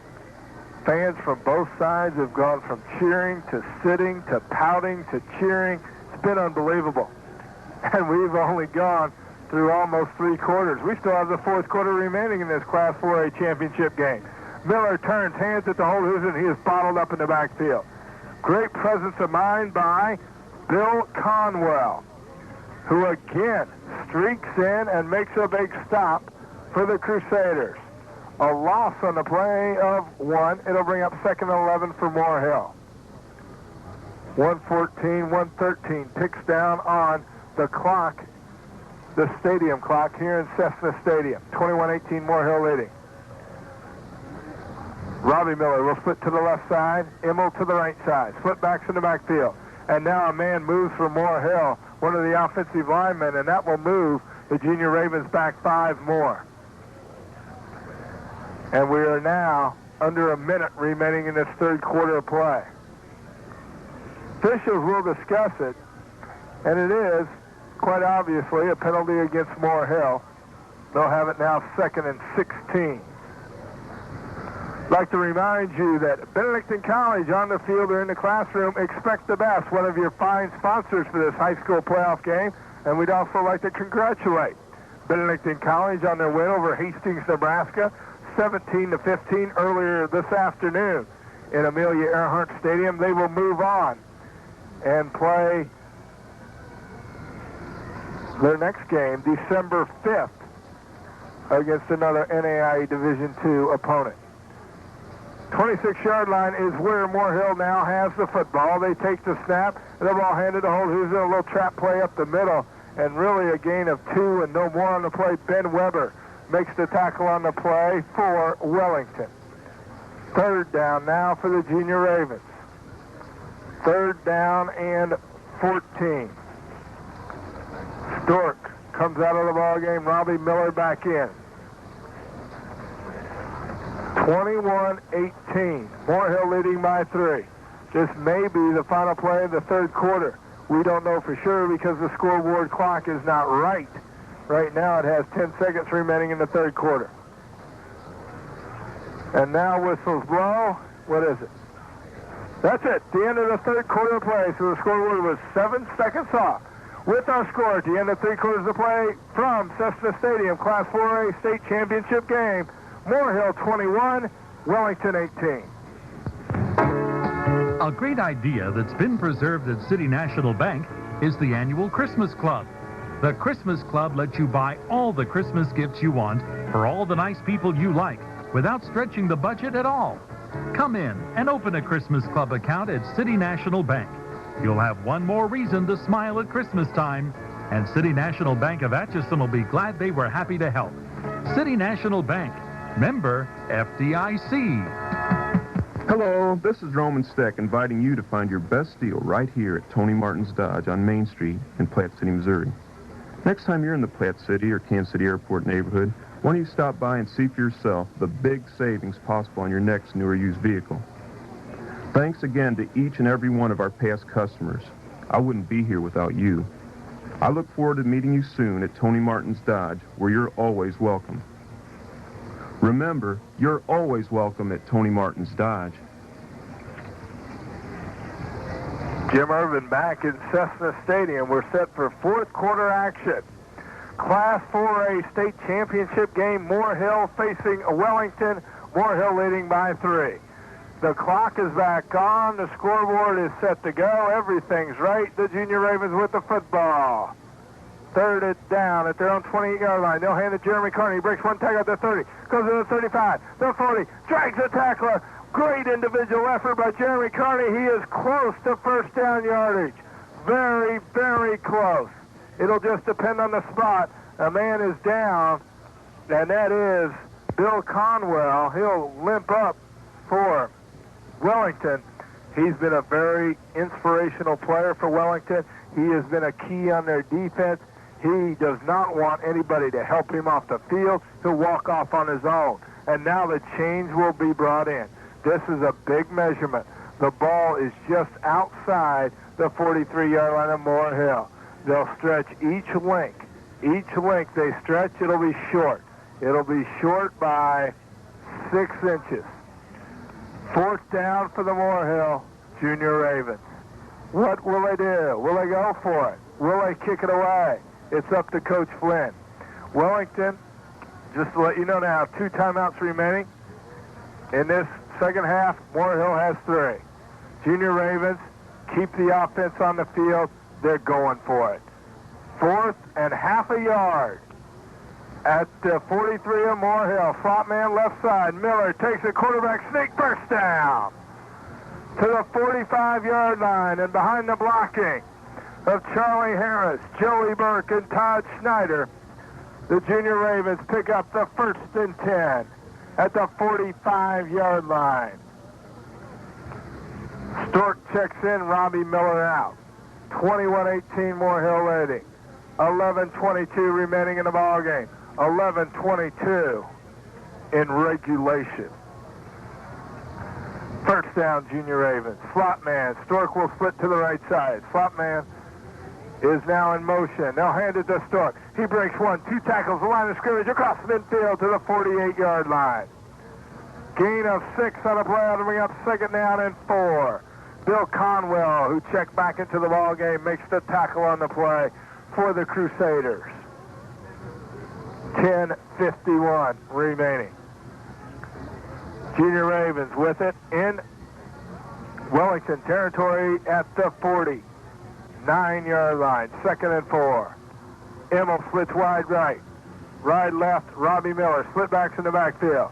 Quarterback Greg Miller. Hands, Carney. across midfield. 45, 40. He is brought down. He has first down yardage for Moore Hill at the 36-yard line of Wellington. That time a great fake by quarterback Greg Miller to Holthusen, and then he handed it to Carney, and a big first down picked up by the Junior Ravens. Tackle made on the play by Sean McErchin for Wellington. The Junior Ravens now looking for that patented fourth quarter ball control offense that they have done so well in the past ball games. First down, Junior Ravens. Miller hands Holthusen. He'll cross the 35 of Wellington. Flags fly to the 30. Tries to out-juke one man. Does so, McErchin, and then gets down to the 25, but unfortunately for the Junior Ravens, I think a holding penalty will be called. That will wipe out a first down for Moore Hill. It is holding against Moore Hill.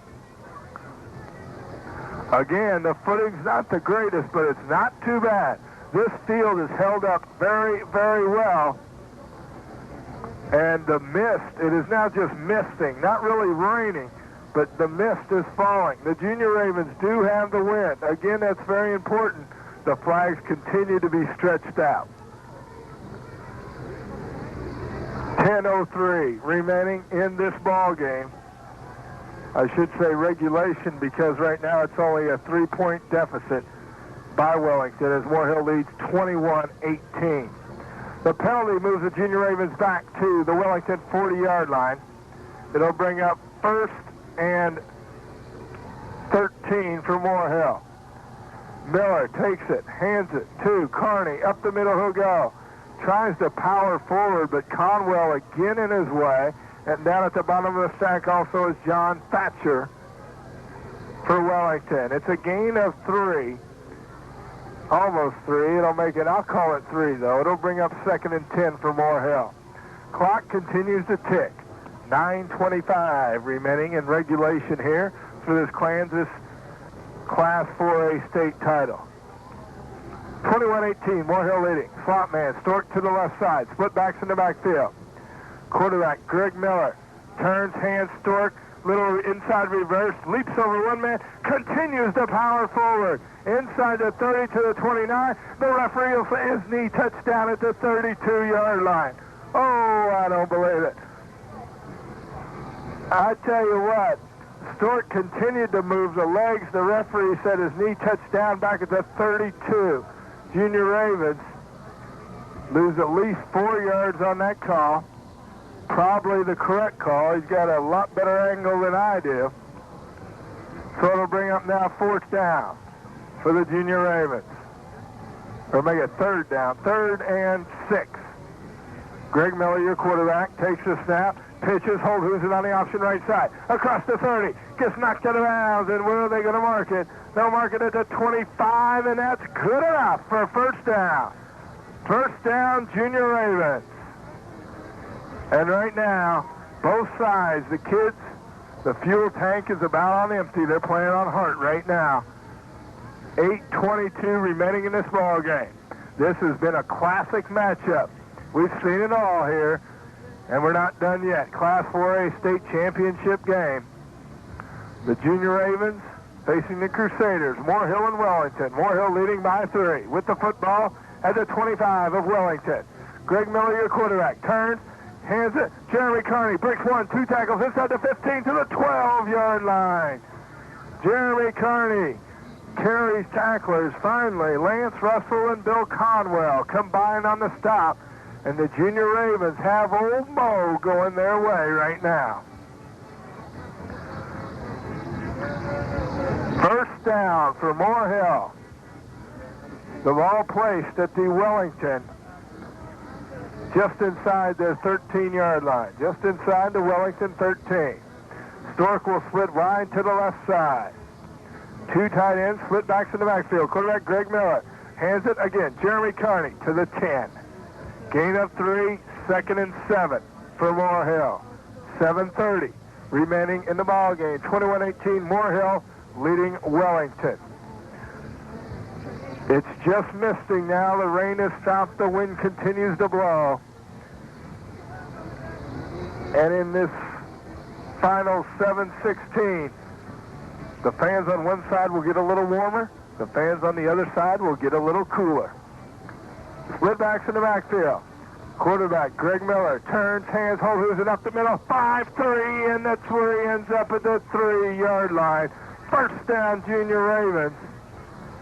Bringing down Holhusen is McUrchin. And let's see.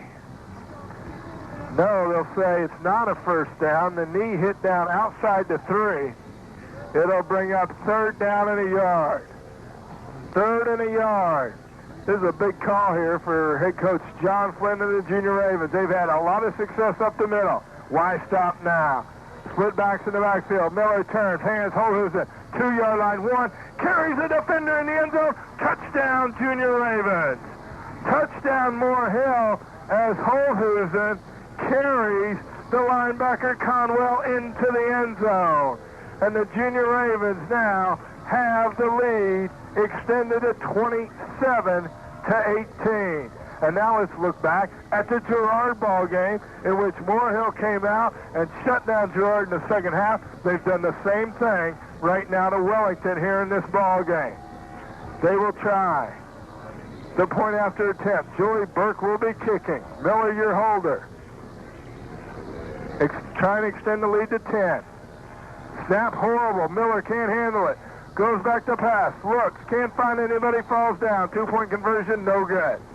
So with 6:23 remaining in the ball game, our score, Moore Hill 27, Wellington 18. One of Atchison's important assets is its public library. If you aren't a regular user of the services of the Atchison Library, why not join those who check out thousands of books each year? The library provides a homebound and talking books program and a summer reading program for children. The whole family can enjoy the services of the Atchison Public Library, one of Atchison's finest assets. This announcement presented as a community service by the Atchison Casting Corporation. Your Century Hardware Super Buy for the month of November is an Intermatic Time-All Security Timer, just $4.77. The Intermatic Timer will turn on and off your lamp, radio, or television in a random pattern at slightly different times each day to avoid a predictable timer-controlled look. There is a manual override on-off switch and up to 2 on and 2 off settings per day. The Intermatic Random Security Timer, only $4.77 during November at your Century dealer, Beverly Lumber in Atchison.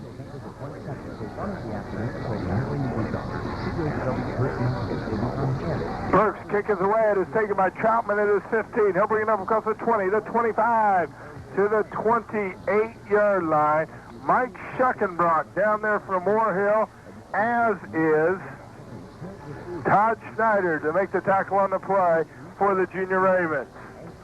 And now Wellington finds themselves trailing by 9, 6:15 remaining in the ball game. 27-18, Moore Hill leading.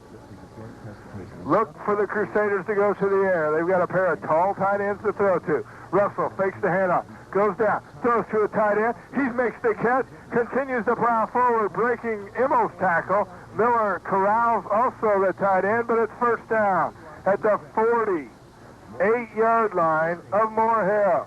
Nice catch on the play by Sean McUrchin. He lined up in a tight end position. He's not really a tight end, though, but he got the job done. Again, Wellington with 2 tight ends. Russell, back to pass again. Throws to the outlet man. The catch is made by Troutman. Breaks 1 tackle. Continues on his way to the 40-yard line of Moore Hill and knocked it around by Chris Stork.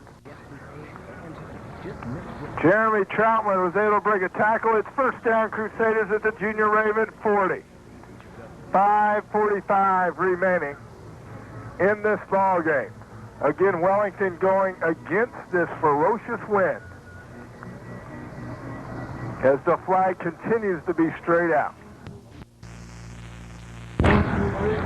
Blowing straight from the north. Russell back again. Throws to one of those tight ends. He makes the catch and is knocked out of bounds by Stork. John Thatcher with the catch. It is a gain of 7 on the play. It'll bring up second down. And now, Greg Miller having to be pulled away from the official.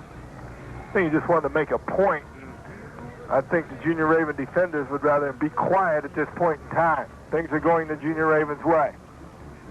Second down for Wellington. Russell back to pass. Looks in the flat, throws it over the head of Troutman out of bounds. Chris Stork with nice coverage for the Junior Ravens. Clock now stops, 5:36 remaining in the ball game. 27-18, Moore Hill leading Wellington. It is now 3rd and 4 yards to go for Wellington. The ball at the Junior Raven 36-yard line. Strubble will split to the right side for Wellington. The ball handed up the middle, and he is held. The Heath is tackled. Excellent tackle by Richie Vessels, and he holds Heath short of first down yardage. It'll bring up 4th and a yard. Oh my, Richie Vessels made such a nice stop there. It'll force now a 4th down play call by head coach Bob Fuller. The 11-1 Wellington Crusaders. If they want an opportunity to win this ball game, they need to pick this first down up right here. 4th and a yard. Russell, hands, halfback, Ubera, first down, Moore. Inside the Junior Raven 30 to the 26-yard line. Hunter along with him on the stop for the Junior Ravens. Clock has stopped the moving of the chains. 4:59 remaining in the ball game. 27-18 Moore Hill leading. Quarterback Lance Russell drops straight back to pass. Looks right. Now to flat. Throws down the middle. The ball knocked away. No, it's intercepted. Intercepted by Immel. Flags fly. Immel still with it back to the 30. Junior Raven football. It is not a flag. It is a beanbag that was thrown, and it is Junior Raven football. Collaborating on the hit, Miller and Carney. The ball flew up in the air. Immel picks it off, and it is Junior Raven football at their own 31-yard line. 4:40 remaining in the ball game. The clock will begin to tick. 27-18, Moore Hill leading. Stork will split wide to the left side. Miller, your quarterback. Long count, takes the snap. Hands second man through Carney. Hitting the backfield, breaks the tackle. Scampers the other way. Spins to the 35, the 38.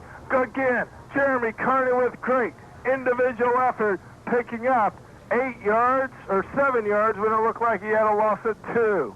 Jeremy Carney, Josh Holthusen, what a pair of running backs for the Moore Hill Junior Ravens. The clock continues to tick. Under 4 minutes now remaining in the ball game. The Junior Ravens looking for their second Class 4A state title. The last one in 1979. This one could be earmarked for 1992. Miller takes the snap. Hands Holthusen. First down up the middle across the 40 to the 44-yard line. On the tackle for Wellington is David Heath. And the Junior Raven fans are now starting to feel it. 3:40, 3:39 remaining in the ball game. 9-point lead for Moore Hill. The key thing right here is hold on to the football. And the key thing in this second half is Moore Hill has not turned it over. Wellington has. 43-yard line of Moore Hill. That's where the Junior Ravens have it. They hand the ball to Holthusen. He is stacked up at the line of scrimmage and thrown back. Down at the bottom of the pile is Ben Weber for Wellington. And the Junior Ravens will continue to let the clock tick. 3:08, 3:07. Wellington with only 2 timeouts remaining in this second half. KERE Atchison. Just wanting to run this ball game out. Tommy Body Shop for vehicle or body repair at 823 Main in Atchison. One of your fine playoff sponsors. Miller takes the snap. Blitz comes. Carney with the handoff. Gets by one man, but then is wrapped up by Bill Conwell and thrown to the turf. It will be a gain of a couple on the play. It'll bring up 3rd down and 8. And now timeout is taken by Wellington. We'll take it also. 2:34 remaining in this ball game. Our score, Moore Hill 27, Wellington 18. Are you getting the most for your present insurance dollar? The Clements Agency can help you. As an independent insurance agent, the Clements Agency can properly fit an insurance policy to your situation at a very affordable price.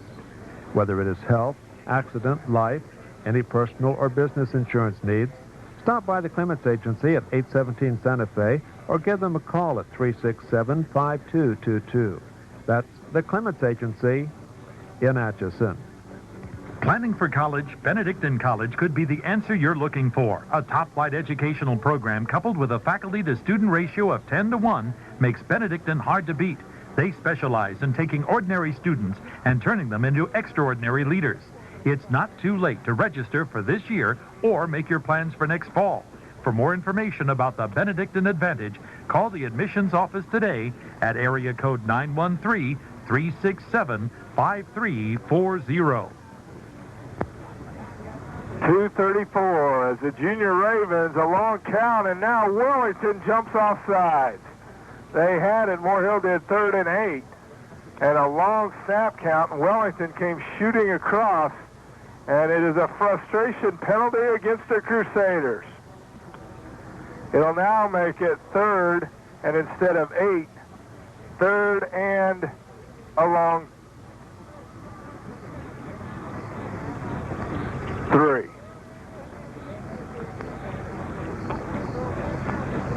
Junior Ravens again will break the huddle. The ball is placed at midfield. The clock at 2:34. Miller with the snap, hands Holhusen across midfield. 45, 40, first down and more. Inside the 30, the 25, the 20, 10, 5, Holhusen. And now they say Josh stepped out at the 28-yard line. Josh stepped out at the 28-yard line as he ends up flat on his face in the end zone. But it is enough for a first down for Moore Hill. And that run, that first down run, may have capped the Class 4A state title for the Moore Hill Junior Ravens. 2:27 remaining in the ball game. Moore Hill leading by 9, 27-18. Midwest Grain bringing the flavor of Kansas home to homes across America. One of your fine sponsors. The Junior Raven fans will be bringing the flavor of victory back to Atchison either late tonight or tomorrow morning. 1st and 10 for Moore Hill.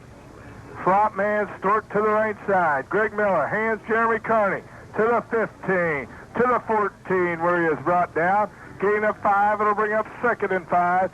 And Carney down on the play, holding the left ankle. And he'll be up. I think he's got a cramp. He does so in that left calf. 2:17 remaining in this ball game.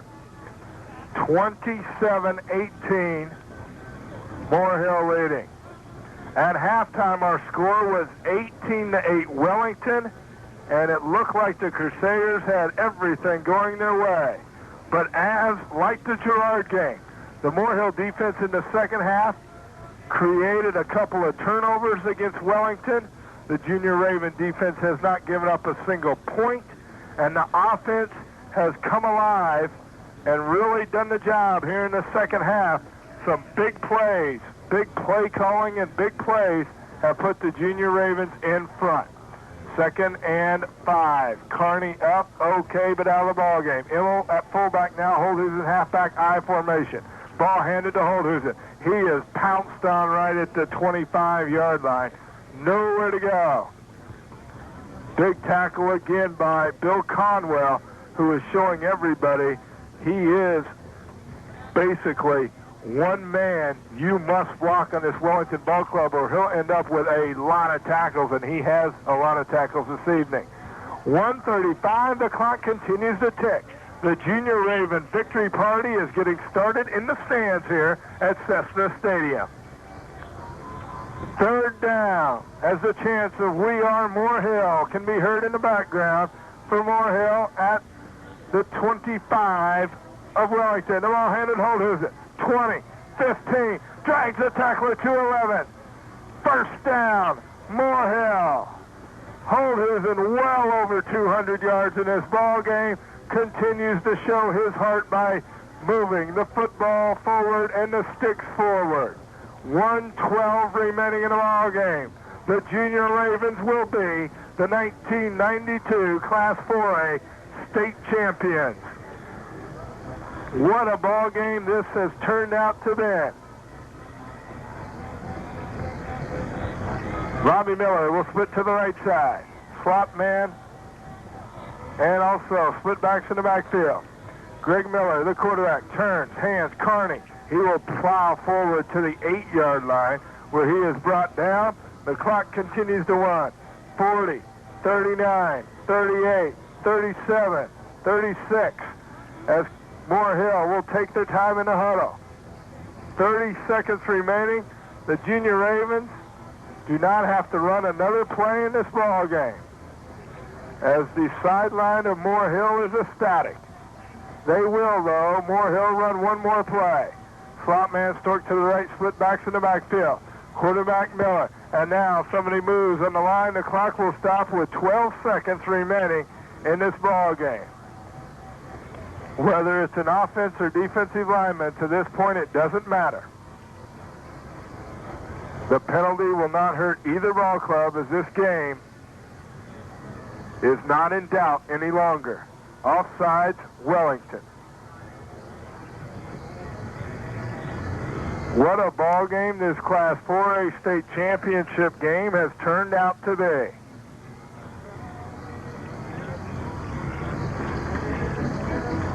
Junior Ravens will huddle up one more time. 12 seconds remaining in the ball game. They'll start the clock. Moore Hill doesn't have to run a play. They'll break the huddle, though. They want to. 6, 5, 4, 3. Moore Hill at the line of scrimmage. Takes the snap. Holds it. Runs it. Fumbles it. Recovers it. No, ball still loose. It's recovered. Touchdown, Moore Hill. On the final play, who got the football? Who got the football is the key. I believe it is Jeff Immel. It's either Immel or Snyder down at the bottom of the stack. It is, I believe, Jeff Immel who will be credited with the recovery. So Immel recovers the fumble in the end zone on the final play. And the Moore Hill Junior Ravens have 34 points now, and Wellington with 18.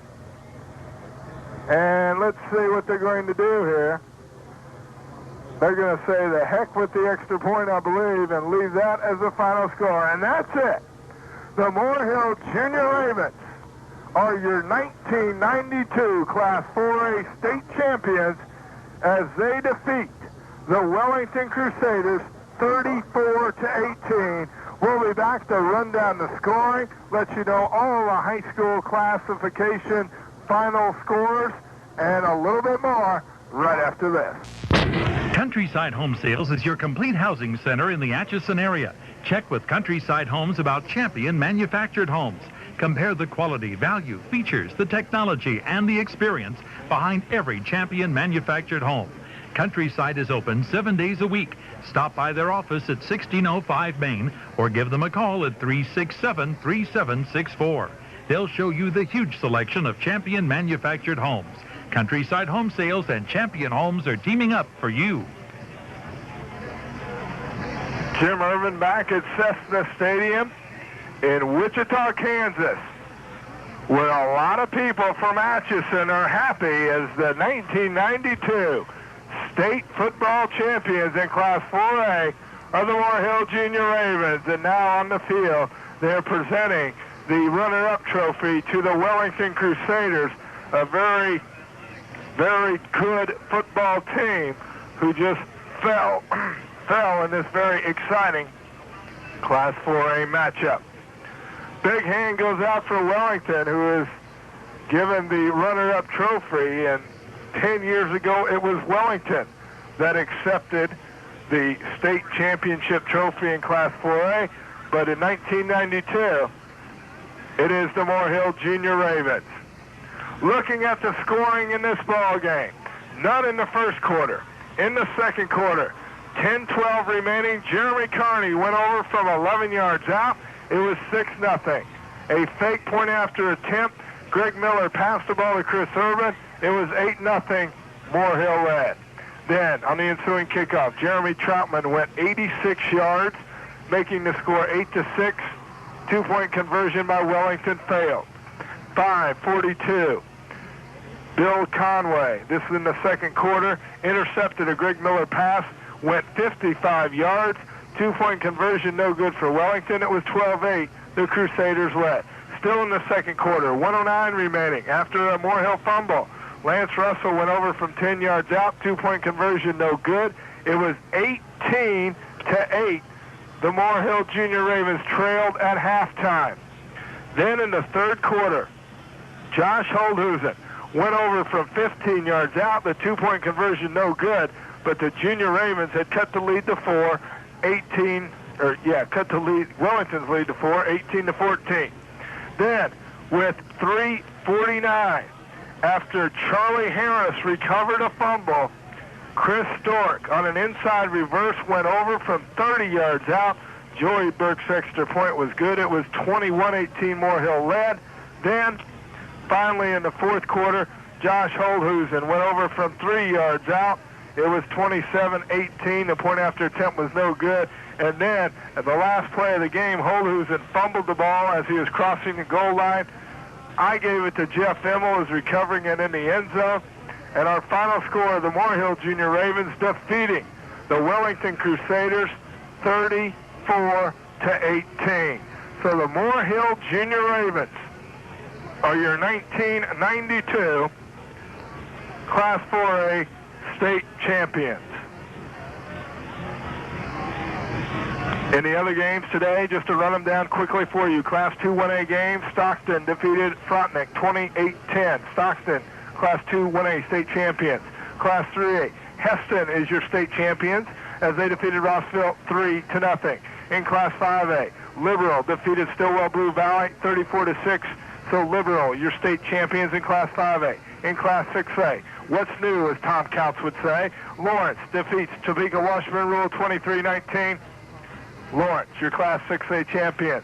And I know I'm speaking for Tom Counts, as this has been a fantastic high school football year, and we have enjoyed bringing each and every game to you, and it could not have ended on a sweeter note for the folks back in Atchison, as the Moore Hill Junior Ravens right now gathered on the field with the mass of fans that were down here to see this ball game this afternoon and into the evening, as the Junior Ravens once again, Class 4A state champions, defeating Wellington 34-18.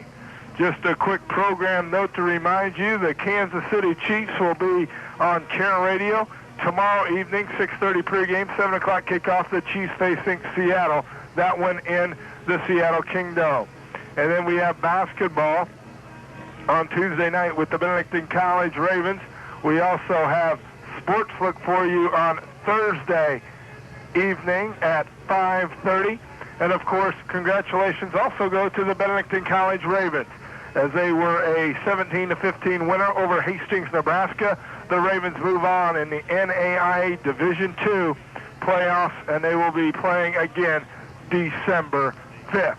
But the night belongs to the Junior Ravens, as Moore Hill comes away. Once again, I'll remind you, 35-18 over the Wellington Crusaders. We'd like to remind you also that this game broadcast would not be possible without these sponsors who brought this ball game to you this evening. Town and Country Tire, Pizza Hut, Kaimig Body Shop, Clements Insurance, the Bush Myers Company, City National Bank, Midwest Grain, Benedictine College, Countryside Home Sales, Tony Martin's Dodge in Platte City, and the Atchison Casting Corporation. All high school playoff sponsors for this ball game this evening. At the beginning of the broadcast, I said 48 minutes of football, and we'll find out who is the state champions for Class 4A. You don't have to wait any longer. A few moments ago, the clock ticked off, triple zeros on the board, and the Moore Hill Junior Ravens are your 1992 Class 4A state champions. I'm Jim Irvin from Cessna Stadium in Wichita, Kansas. Thanks for tuning in.